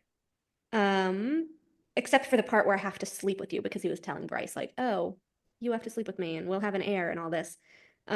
His lips curled upward. I think you'll find the first part to be rather enjoyable. Spoken with true male arrogance. He shrugged, clearly confident that she would enjoy him. I hadn't had any complaints yet. That was fucking Cormac's packs of thongs for women before Sophie. But also the color red. That had to be red. His favorite color is red. Really? More in her. You don't think that was Morven? You don't think that's Morven? You don't think that's Morven who has a fascination with color red? What makes you say that? Because Morven lived in isolation. And the only people he had around him were the murder twins. And he wasn't interested in anything or anybody but power, unlike Einar, who was like buttoning his shirt and had the ruffled hair and all that. I love that scene. I love it. More in her flowing red gown. More said, red gown flowing behind her as she breezed toward Nesta. And Moore's fingers stilled on the stem of her wine glass, her eyes narrowing on Amaranth, the jewels, the red gown, all perhaps a way to downplay whatever dark power roiled in her veins. Down. A lot of red, and Cormac had to have red thongs for the people he slept with. I thought that was hilarious. And then there's this. Moore tipped toward the sun, unbound hair gleaming and rippling around her like liquid gold, her full lips curled upward, basking in the light. Which is odd for someone who likes snow, but I digress. And then there's Cormac took a step back from the doorway, shadows swirling. His golden hair glowed like molten metal. Cormac's eyes burned with flame. Red flame sizzled in Eris's eyes. Eris lifted a hand wreathed in flame. As recent generations have demonstrated, Cormac waved a flame-crusted hand toward Rune. It's come on. Dark power roiled in her veins, and then we have Cormac with shadows swirling, but golden hair, and then flame sizzling in his eyes and in his hands, flame sizzling in Eris's eyes and then in his hands. He is a literal combination of them. This one kind of got me, which I loved. I loved it so much. And I don't know if Sarah's doing this on purpose, but I love that there are so many of these. This was when they were at the meeting in Echo War. I don't give a shit, Moore said to Eris quietly. She pointed to the door. Get out. Eris gave a mocking bow to her. And then we have, yet Cormac smiled. His dead eyes gleamed with nothing but contempt as he bowed mockingly to Bryce. Eris picked at a stray thread on his jacket. Not all of us were so lucky in our friends and family as you, Rhysand. And then Cormac said to Rune, I suppose I'm telling you this to ... to apologize. Rune tried not to gape. Cormac. His cousin blankly watched the TV. I was jealous of you, then and now, for your friends, for the fact that you have them, that you don't let your father corrupt what is best in you. Come on. Come the fuck on. Exactly the friends and family thing, the bad dads. I mean, and he was there to bargain. Like, remember when the firstborn got brought, or the eldest? Baron studied. Cormac? There's more. Oh, there's more. Oh. There's like 2 more slides. Oh, okay. Baron studied his son with a scrutiny that made some small part of me wonder if Eris might have grown to be a good male if he'd had a different father, if one still lurked there beneath centuries of poison. Now, I kind of still think Fillin is Eris's father too, but that's just me. For a glimmer, Rune could see the male his cousin might yet become, serious, yes, but fair, someone who understood the cost of a life, a good king. Same fucking scene again. A good king. King! A good king! Mm-hmm. And then we have, get that pitying look off your face, Eris snarled softly. I know what sort of creature my father is. I don't need your sympathy. And then we have, Cormac caught him looking and said, I don't know how your father never managed to do it. Do what? Break you, the kindness in you. He tried, Rune choked out. My father did too, and won, he snorted, taking his fresh beer from the bartender. I wouldn't have bothered to check on you. Same thing again. Oh, Cormac, I love you. They are the same person. And then we have oh, that was the other comparison. So that I wouldn't have bothered to check on you one also goes to this one for Akatar. I wouldn't have touched you, he said to Moore, who blanched again. But when you fucked that other bastard, I knew why you did it. Again, that secret smile that had more shrinking. So I gave you your freedom, ending the betrothal in no uncertain terms. And what happened next? Azriel growled. There are a few things I regret. That is one of them. But perhaps one day, now that we are allies, I shall tell you what it cost me. What did it cost him? But if Cormac, it cost him... I cut it off, but Cormac goes on to say, like, my father took the kindness out of me. I wouldn't have bothered to check on you, and I should have, and I regret it. Because this was after the ordeal. They're talking about the ordeal. Come on. Same thing again.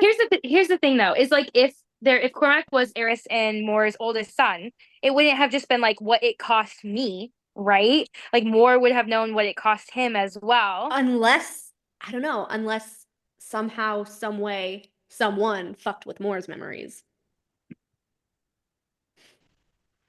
Because if I mean, there is the whole thing where Baron knew the Daemati twins from Hybern. Yeah. And even though she's the truth person, if her mind is distorted, wouldn't that distort her power as well? I would assume. Maybe. I mean, so you're thinking that like Eris, they got rid of Moore and Eris's kid, and then Eris had to get his child out, and then I don't know, maybe somehow they made Moore's memories get wiped or something. I don't know. That might be a stretch. Well, because why was it so pertinent for Keir to have an allyship with Eris? And we still don't know what that entails. Or why it was so important. It's weird. And there's definitely something. And they both are the only 2 people who know about the mountains and the dusk shit. It's weird. there has to be something else hiding in those I mountains know. that they both know about, unless it has to do with Thanatos. Like, what if Or just the first everybody? light core. But again, wouldn't they be arguing over who got it? Like, I don't know. But like, okay, so what if everyone knows about Thanatos? He's down in Human City, right? Well, And Kier they're knows like, them. and they're terrified that he's gonna get out, maybe he can't leave, or It's weird. I don't know. no. Um, Or there's like another Asteri somewhere in the mountain, like sleeping. with the Valkyries, feeding off Yeah. the Valkyries. Possibly, or the Valkyries are in the lake, like you said. I know. Eris, what had it been like for him under the mountain? What games had he played? What had he endured? Trapped for 49 years. I doubt he would risk such a thing happening again, even if it set him in opposition to his father, or perhaps because of that. And then we have, my late son acted of his own accord, declared Morgan, king of the Aelin Fae, his bone-white face grave. The tall, dark-haired male wore all black, but no air of mourning lay upon him. Had I known of Cormac's treason, I would have handed him over myself. I'm scared for Eris, honestly. Morven growled, I had no knowledge of my son's activities or of his craven heart. I swear it upon Luna's golden bow. His voice rang clear as he added with impressive fury, I condemn all that he was and stood for. He shall not be honored with a grave nor a burial. There will be no ship to sail his body to the Summerlands. I will ensure that his name is wiped from all records of my house. Records? Wouldn't there only be a birth record? Records? Why? Weird. Cormac. I'm starting to get disturbed by all this niceness. Cormac drank again. I'm always pensive the night before an appointment. You mean faking your own death? Yeah, anyone would be pensive before faking their own death. We did not bother to nod back, none of us, especially not Lucian, who continued dutifully ignoring his eldest brother, but as Eris strode by, I could have sworn there was something like sadness, like regret, as he glanced to Lucian. That's a very, yeah, you know. Every time it gets me, every time. I know.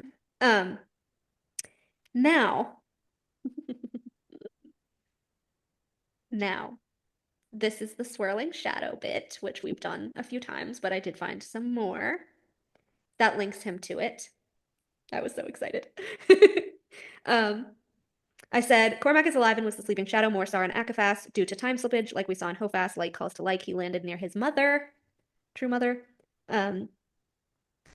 There, between a snarl of thorns, a patch of darkness, it did not move, did not seem to do anything but linger and watch, familiar yet foreign. Something in her power whispered not to touch it, not to go near it, even from this distance. Mor obeyed, but she still watched that darkness in the thorns as if a shadow had fallen asleep among them. And then this is when Cormac shows up to Rune's house for the first time. It says, he wasn't looking at a portal to hell after all. Shadows swirled there instead, familiar, whispering shadows. A familiar golden-haired female strode from those shadows and into the foyer. And then, why do your shadows appear different from Rune's? Bryce asked Cormac. And then Hofas, Azriel without Rhys to translate, watched in silence. Bryce could have sworn shadows wreathed him like Rune's, yet wilder the way Cormac's had been. Wilder. But shadows also swirled behind Cormac, darker, wilder than Rune's, like a stampede of stallions waiting to gallop all over them. And the horses, though, Mor felt every inch of land they galloped across, felt the wind and smelled the hills and snow, and could see the passing wall of dense forest to her left. Alive, it was all alive, and her ever more so when she rode. Athelwood had come with 6 horses. Bitch, come on. Come on! He is The stallion so... part was interesting, I agree. He is so much like both of them! Exactly! But here's my thing, is like, so did she give... But her and Eris never had sex. Like, we don't know. We don't know. Look at Nesta. She literally fucked all those females, didn't know their names, didn't really care. But the whole thing was that she had sex with Cassian when she was like a virgin, so right? So that she wouldn't have to marry him. But then she wasn't a virgin. It didn't really matter. And she probably thought she couldn't have children because of the nail driven through her womb. Oopsie. Wait, are you saying they had it afterwards? Yeah, Cormac's 77 years old. Rune is 75. That's why I said Lauren probably took Cormac with her. No. He probably knew because I still think Eris was talking to Tamlin, and I still think they have a lot of secrets. If Eris or even Tamlin knew that Lauren was leaving the world, and Eris is like, shit, I need to protect my son from not growing up in the Autumn Court, and he somehow knew, that Lauren was gonna leave. He probably fucking, I don't know, gave the kid to her or something. Because when Lauren got to the Crescent City world, again, she either is or she perceived herself as a Donnell. Morven is a Donnell, and he needed an heir. Oh, I have a child that lost its parents. You can raise him as your heir. Records, plural.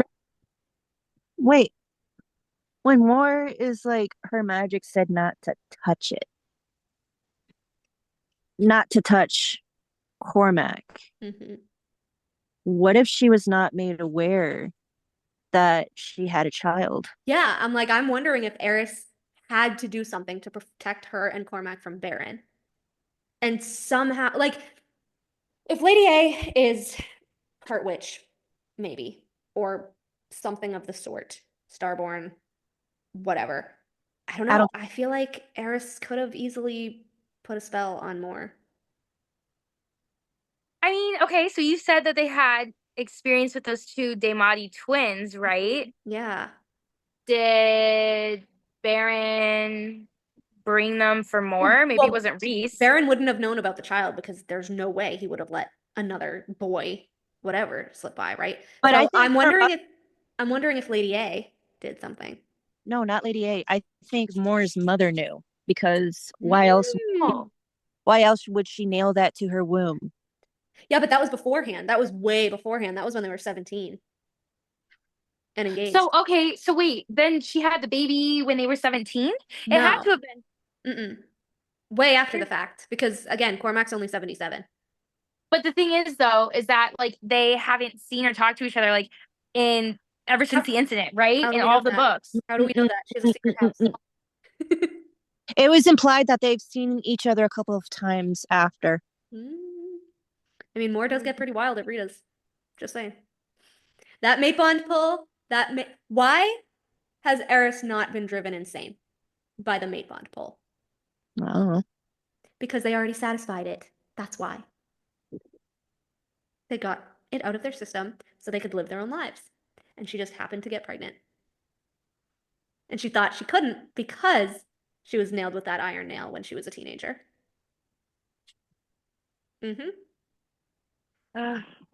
Yeah. But then it's the matter of getting Cormac to Lunathian, and I don't know how they could have done that. But he appears through Rip in the Worlds. Remember? But like we don't see that as like world walking. He could have. I feel like he was looking for reinforcements for the war because he didn't think Baron was going to fight on their side. Because remember, his whole thing is like, in opposition to Baron, he would do it in opposition to Baron. Out of a Rip in the World, Eris. Wait a minute. If he's in his 70s, he was about Farah's age when the ordeal with Tamlin and the Spring Court happened. What thing with the Spring Court? The curse. Oh, yeah. Yeah, so he was like 20, Lauren was right before the curse, yeah. Because that was for 50 years.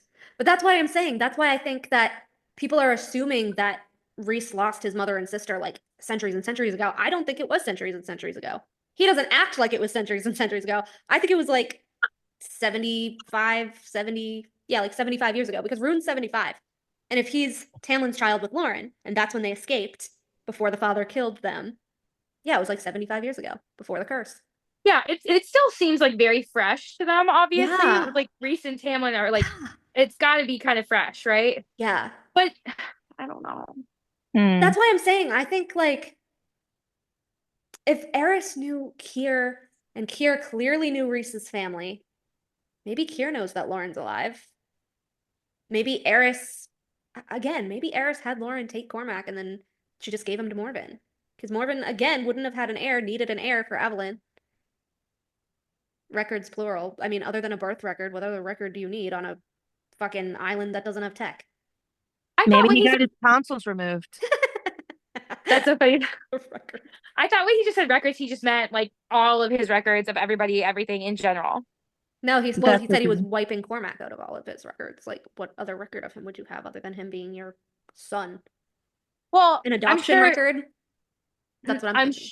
I'm sure that there are like records, just I don't know, many records. Like, But if Cormac, he's a king. Kings But if- always have like tons of records on everyone. but if Cormac, obviously throughout his life, went through all the archives, as we know, found out something, why did he want the Star Sword so much? Like, why? He wanted to get back to Prythian. He was adamant that he was going to get the Star Sword because he knew that he was linked to Prythian, which Yeah. Rigelus just confirms by saying he's the undiluted bloodline. So how did he end up in Lunathian as an undiluted bloodline? That would say that he was directly from Prythian. Because even Bryce was not undiluted. Cormac was undiluted, straight from Prythian. It doesn't make sense. He wanted the Star Sword. He used Sophie's power as his battery. He wanted to fucking get back to Prythian.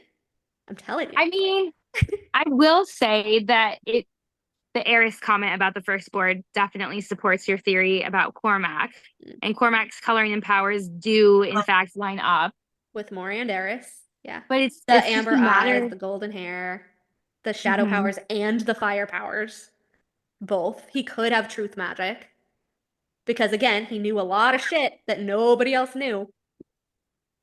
All about the powers from Prythian, knew how to winnow. Again, the only person on Lunathian at all who could winnow directly from Prythian.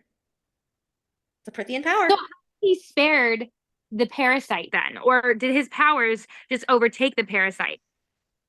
No, I think he learned about the parasite from Sophie's involvement with Danica. And I think that's why he incinerated the lab workers, remember?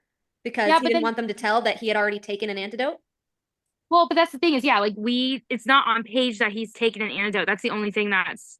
But it makes sense that he did because the way that he literally exploded with his firepower, like pushed his firepower out, that was very much like post-antidote power. Like we saw from Rune, he exploded with starlight and the beams of light he like blinded Pollux with and then incinerated Pollux with. It's post-antidote power. That's why he killed the lab workers. I swear to God, because he didn't want them telling them like, oh, Cormac already figured it out and he's already planning to do this and he already took this antidote. Also, I have a part 3 on all of the ones that I caught, but the quotes of Kier, Morven, Einar, and Eris and what they know about Dusk,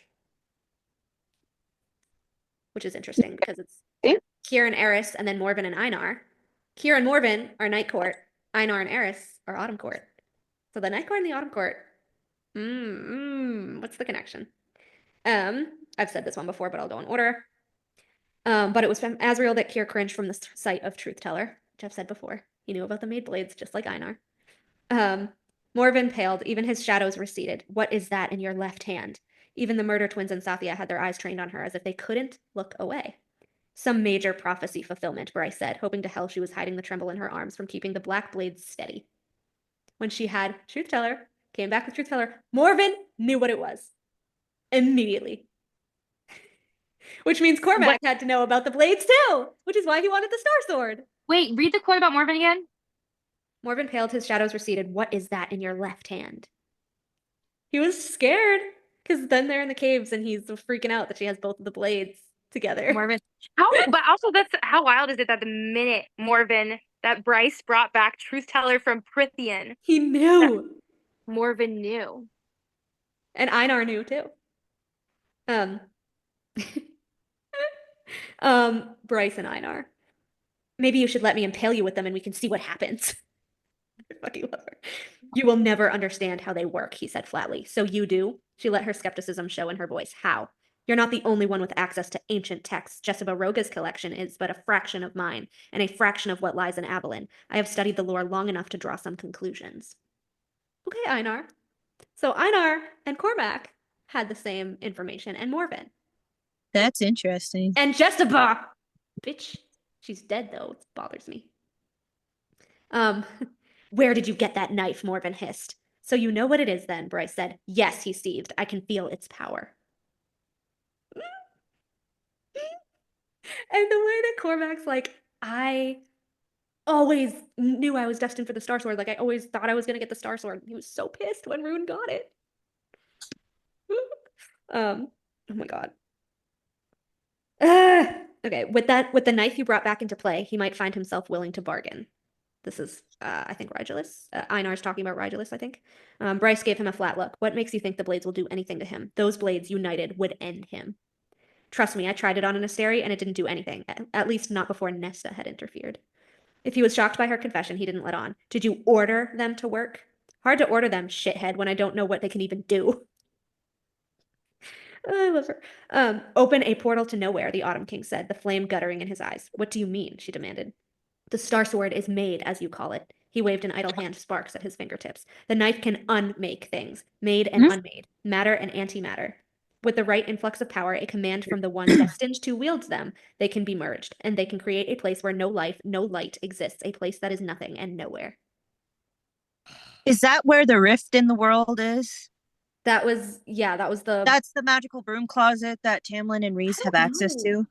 See, I don't know the difference because, well, the place that he's talking about is just the black hole that she threw the Asteri into that just, like, suffocates them to death. But then, like, if there's a broom closet, like, are they just floating around with all these people's random objects? Rhys and Feyre's ugly paintings and Tamlin's half a table? They're using it as a broom closet and it's a fucking black hole for evil beings. Like a death chamber for evil beings. That's so I twisted. love it. It's so funny. Oh my gosh. I read about it in the Avalon archives centuries ago. How do I do it? Just say merge into nowhere and that's that? I don't know, he admitted. My research has not revealed the steps to merge the blades, only what they could do. He needs to come back. He paused on the threshold, attention going to the star on her chest. I know what it is you're searching for. I've been seeking it for a long, long time. Oh, she sneered, and what is that? The Autumn King stepped into the dimness of the stacks. The truth. He wanted to go back to Prithian so bad. I'm kind of glad he didn't get to, though, because you don't deserve it. Fuck you. He was a shithead. He was a shithead. Bryce said, you let me go right now and I'll toss your ass straight through a portal and into the original Feyworld. Go pack your bags. He chuckled. You'll bring me to that Feyworld whether I let you go or not. He just wanted to go home. Can you blame him? Can you blame the man? No, because then he would have been besties with his, I don't know, cousin's husband. And they were equally as awful. Lady A would have been like, the fuck, you're back? Now I have to deal with both of your abusive asses instead of one of you? If you should open a door between worlds at my behest, Rigelus may be grateful enough to me that he grants me a good chunk of it.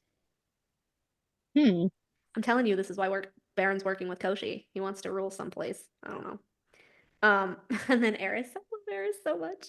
There are 3 of them, you know, sister peaks. This one, the mountain called the prison, and the one the Illyrian brutes call Ramiel. All bald, barren mountains at odds with those around them. I'd hardly call the prison a palace, Cassian cut in. Just ask the inmates. Eris gave him a mocking smile, but continued. Unsurprisingly, the Illyrians were never curious enough to see what secrets lie beneath Ramiel, if it, too, was carved up like the others by ancient hands. Bro! Eris! Can we also talk about, take a step back, how we should have known that Einar was going to die in the last book just by his name alone. Did you know that? That his name means someone who is destined for Valhalla, the Asgardian heaven? I did not know that. No! If Einar ends up in fucking Valhan, I'm gonna scream. So, like, maybe Einar or Hewn City. Because if Hewn City is the chunk of hell. I swear, that crazy theory where Prithian is literally a bunch of just, like, dead people, I would not be surprised. Like, their souls. The name Einar is a Scandinavian name that means one warrior or one army. It comes from the Old Norse words Ein meaning one and Har meaning warrior. Bravery. Depicted as a formidable warrior. He was a fucking pussy. Battle leader. He didn't fucking lead shit. Sorry, but like he was a disappointment. I mean, Lady Autumn herself could have incinerated this man. Even Ember was like, he was a baby compared to Rhys. He was a fucking toddler. And then I love how Einar's like, oh my god, he has a singular seed of starlight power. I'm terrified. When Rune was like, and a seed. Oh my god. But Eris. Cormac has to be their son. He has to be. And what secrets was Morven and Einar telling each other? Because they were besties. Well, they're both trying to get, I swear they were just trying to go home, right? Like they're just trying to get back home. I want to know what's in Morven's library still. Well, Yeah, I do she fucking too. crumbled it to bring back Evelyn, remember? The whole island came back and they crumbled the whole castle. Right, you idiot. He was It buried my favorite. Sophie, it buried the crystals, it buried the journals, Einar's journal thing. Wait, that's actually like, because I didn't read that part. You yet. get mad every time I bring that up. I'm like, It the pisses me whole off. island crumbled in on itself to come back to life. Just like the prison is gonna do. Like, I feel like there's no threat of the inmates really getting out because they're just gonna get sucked into the earth and then it's gonna grow back up, right? Kind of like the people stuck in the stone. Yeah. Yeah, that's still a whole thing. But that's Remy. That's on Remiel though, right? Oh no, that was also that was basically just the story of that was the hologram story. Where Nesta was hearing the people trapped in the stone before she saw the hologram in Hofast. But I liked that foreshadowing when she was going for the harp and then it was telling her the hologram. That was really cool. Oh, here it is. I have the quote. Bryce could have sworn he didn't look at her as he added, Cormac spent his whole life thinking he'd get the Star Sword one day, that he'd go into the Cave of Princes and be proven worthy. He studied all the lore, learned all the lineage, pored over every account detailing the variations and the power. It, didn't go down well when I got it instead. And then we have Hunt scoured his memory for what had happened to Sophie's corpse after they found it in the morgue aboard the Depth Charger. What had Cormac done with it? Was it still on the ship? And if so, did the Ocean Queen know what she had in her possession? This was when they were looking for more Thunderbird power. The questions swarmed, but one rose to the forefront. Why didn't Rigelus just hunt down Sophie's body? Why bother going after me? Why bother going after who? Hunt's Thunderbird power, because Sophie had it, and because Cormac hit her on Evelyn, and the Asteri can't pierce the mists. That's why. I said, let's not forget that along with Einar and Morven, Cormac also poured himself over every last detail in the Aelin archives about Prythian and its magic. Cormac is the only one on Midgard who can winnow. I think he always thought he could use the Star Sword to find the knife, because we know that like calls to like. I also think that as a last resort, when he took Sophie's body back to Aelin, he used the crystals to take the rest of her Thunderbird power, because Hypaxia had told them that there would be some left in her after her death, to power himself up to go through the rift to Prythian with the aid of his wordmark tattoo inked on his skin, hence Sophie being his battery.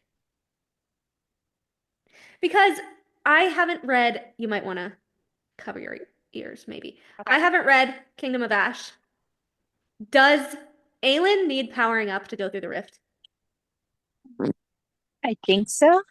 From who? Rowan? Yeah, Does he have lightning?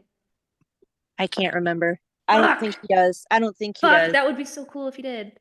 So what? Does she just use the word marks? Is it like a spell that he says or that she says? It's her tattoo, the one that he put on her back. On the skin!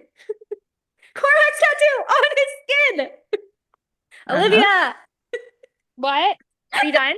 Yeah. No, I thought well, now that it's not confirmed, but I thought I said, did Rowan like have to power her up to go through the rift? Did he send her lightning or something? And she said, no, it was her wordmark tattoo that he tattooed on her back. So I go, So yes! Rowan knows. So Rowan put protective word marks on her. It was, how was it worded? I think it was worded to be like, it's home. It was like the word marks of like Terrasen. Home. Oh. So he put word marks that said home on her back. It didn't say home, but it was like, yeah, how's it worded? But like it's interesting because like Rowan did that to Aelin, and Danica put the horn on Bryce's back. Isn't that interesting? So why did Cormac go out and get wordmark tattoos on his skin? Does his say home too? Is this the? I don't know. What was his inked with? A spell? Like, well, the word marks alone are a spell, but if they're protective, if his word marks were simply for protective purposes, maybe that's why the Gorsian bullet didn't nullify his power. Perhaps. But then there's the difference between, well, Lucian's actually isn't inked in his skin, it's just on his metal eye. Ooh, what if his word mark tattoo is his prophecy? Could be. And That's that's why not a it bad takes him idea. to Prithian. Could be. Wait, question for you. Rowan has tattoos on his back, right? So does he have word marks on his back as well? Rowan has them on the side of his Face. face. I think he has them on his chest. I'm not sure. But I know His are just the names of his fallen soldiers. yeah. Really? Yeah. It like in the old Fae language, they're like the names Yeah. of his fallen soldiers. The old Fae language. Which technically The would have been same like the word marks, but yeah. the same language that Bryce was speaking to Rhys? The same language from the Book of Breathings. Yeah. The old Fae language. Uh-huh. Yeah. So like what if ACOTAR, I don't know, I just keep going back and forth. Like is ACOTAR the beginning and Aelin is like the middle? No. Mm-mm. Mm-mm. ACOTAR is the middle. ACOTAR's the Really? middle, yeah. Mm-hmm. Well, And the Crescent City? technically Tog is the past. ACOTAR and Crescent City are on the same wavelength, but there's a little bit of time slippage. Okay. Like So Crescent 4 City is days. more in the future, Yeah. right? Huh? Crescent City is like kind of more in the future? They're Or they're like they're 4 days in the future. okay. Technically. But they're not that far in the future, but the reason given for the whole tech thing is that the Daglin, the Asteri created all the tech, and because they were kicked out of the Prithian world, there was no one there to create tech. In Prithian. Yeah. Because the Asteri created it all to like take people's powers and, you know, Oh, for the okay. drop and everything. Yeah. In which Very they used to complex. call it the Tithe in Prithian. Which again goes back to Tamlin and the Spring Court, the Tithe. Yeah. Mm. But I wonder how it turned from, okay, give us some of your power as your overlords, to just tax season. Like, what? I don't know. Unless Tamlin, like, because since he was little, unless he just thought that it was like taxes and his dad was actually like giving some of his people's power to Highburn. I don't know. Mm. There's got to be more to the tax, that tithe and tax thing than we know. Because why does only Spring call it the Tithe? And then Yeah. Vesperus was like, make the Tithe. What? Yeah. Everyone was like, I knew Tamlin was bad. It's like, That's the only thing that I hate to admit is that like by saying that Tamlin does the tithe, like but it's not the Tithe, because the Tithe is taking the people's power. Like, he doesn't do that. He's just like, give me a basket of fish like twice a year. Like, what which really, when you think about it, it's like, and like Feyre took issue with that. Like, come on, dude. I wish he had pulled her aside and been like, look, Feyre, there's a lot of histories to this you don't understand. Like, I will tell you. But I don't think Tamlin knows the whole history either, because he was never trained by his father. True. You know? But like he had to have witnessed the tithe before. Maybe. Right? Maybe. I mean, So, he wasn't wait the a oldest, minute. so he wasn't the one being trained. So he might not have been around, because he did go to the warband too. He was in the warband most of the time. What were you gonna say, Eka? The blood right is a tithe. You think That's what I'm really saying. the Rhys blood is right? taking it. Rhys is taking the actual tithe, the actual like drop. I'm telling you, But he fucking did it himself too. Like, unless there's an Asteri up in that mountain that's taking the Illyrian's blood. Here's the thing, though. Here's the thing. For Rhys, that was his ordeal. That was his ordeal. That was basically his drop. Mm-hmm. You think And also, so? there are hungry Asteri trapped in those mountains. They come out. They come out only for the blood right to hunt. Those are the beasts during the blood right. Wait a second. Eka said this, and this is interesting, that Rhys and Azriel and Cassian, that was their ordeal climbing it. But what if his ordeal was actually when Feyre and the baby died? Because what happened in the next book after that happens? We see Rhys kind of lose his shit, right? Kind of become more Valgy. What if that was his real drop? But he lost. I mean, I feel like he was already losing his shit in Akathas and Akasif. Yeah. I mean, I guess when he was taunting Tamlin was kind of like the start of him. The moment I still think he died, it still goes all the way back to when he died. Yeah. Yeah. In the moment he died, it started getting really weird. Yeah, I would agree with that. I would agree. And like the Asteri are like, oh, you know, we come from between worlds and all this creepy cauldron shit. And Rhys, I meant to do a board on this and I haven't had time. But the pure amount of times that Rhys is said to be between the stars, the beginning and the end, so many times. And those are the exact words used to describe the Asteri and their power and where they came from. Between the stars, from the void. They're the beginning and the end. So many times. So then Shocking. he's a Asteri / Valg. Yeah, which is the statues of Hewn City. It's his beast form. Feyre even says they look exactly like his beast form. The throne carved to look just like his beast form. They are the Asteri's true forms, I think. The Valg's true forms. So then does that mean all of the High Lords are Asteri? Because I think Rhys's beast form is his Valg prince. I don't think the others have Valg. I think they just have their High Lord beast forms because they don't look like Valgs.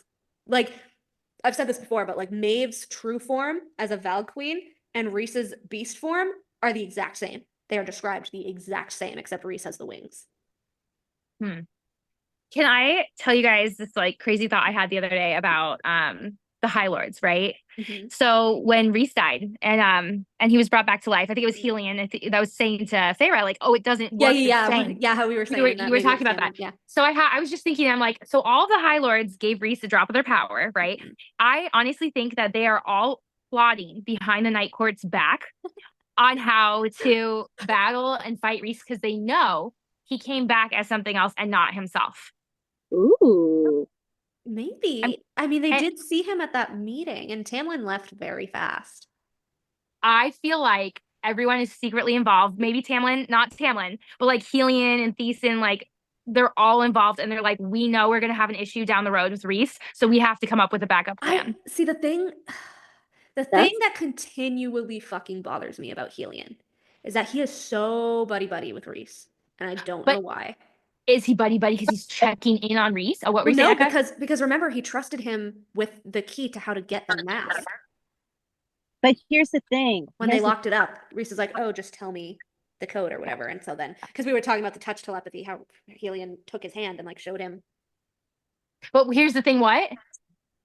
Here's the thing, though. Like, Helion feels some kind of way about the Dread Trove. Okay. Yeah. So why isn't he feeling it with Rhys? It's so weird. Is it because Rhys is some sort of? Is it because? Well, yeah. Is it because Rhys is part Starborn? And again, what blinds an oracle? Maybe. Helion spell cleaving. I forgot. Touch telepathy. No, bring it back. So Helion feels some type of way about the Dread Trove. Why? Yeah, because his family, his ancestor misused the mask. And so the magic now affects him badly. But, like, this is why it's funny. Because Lucian was not fucking in Akasith, and it pisses me off. Because it would have affected Lucian.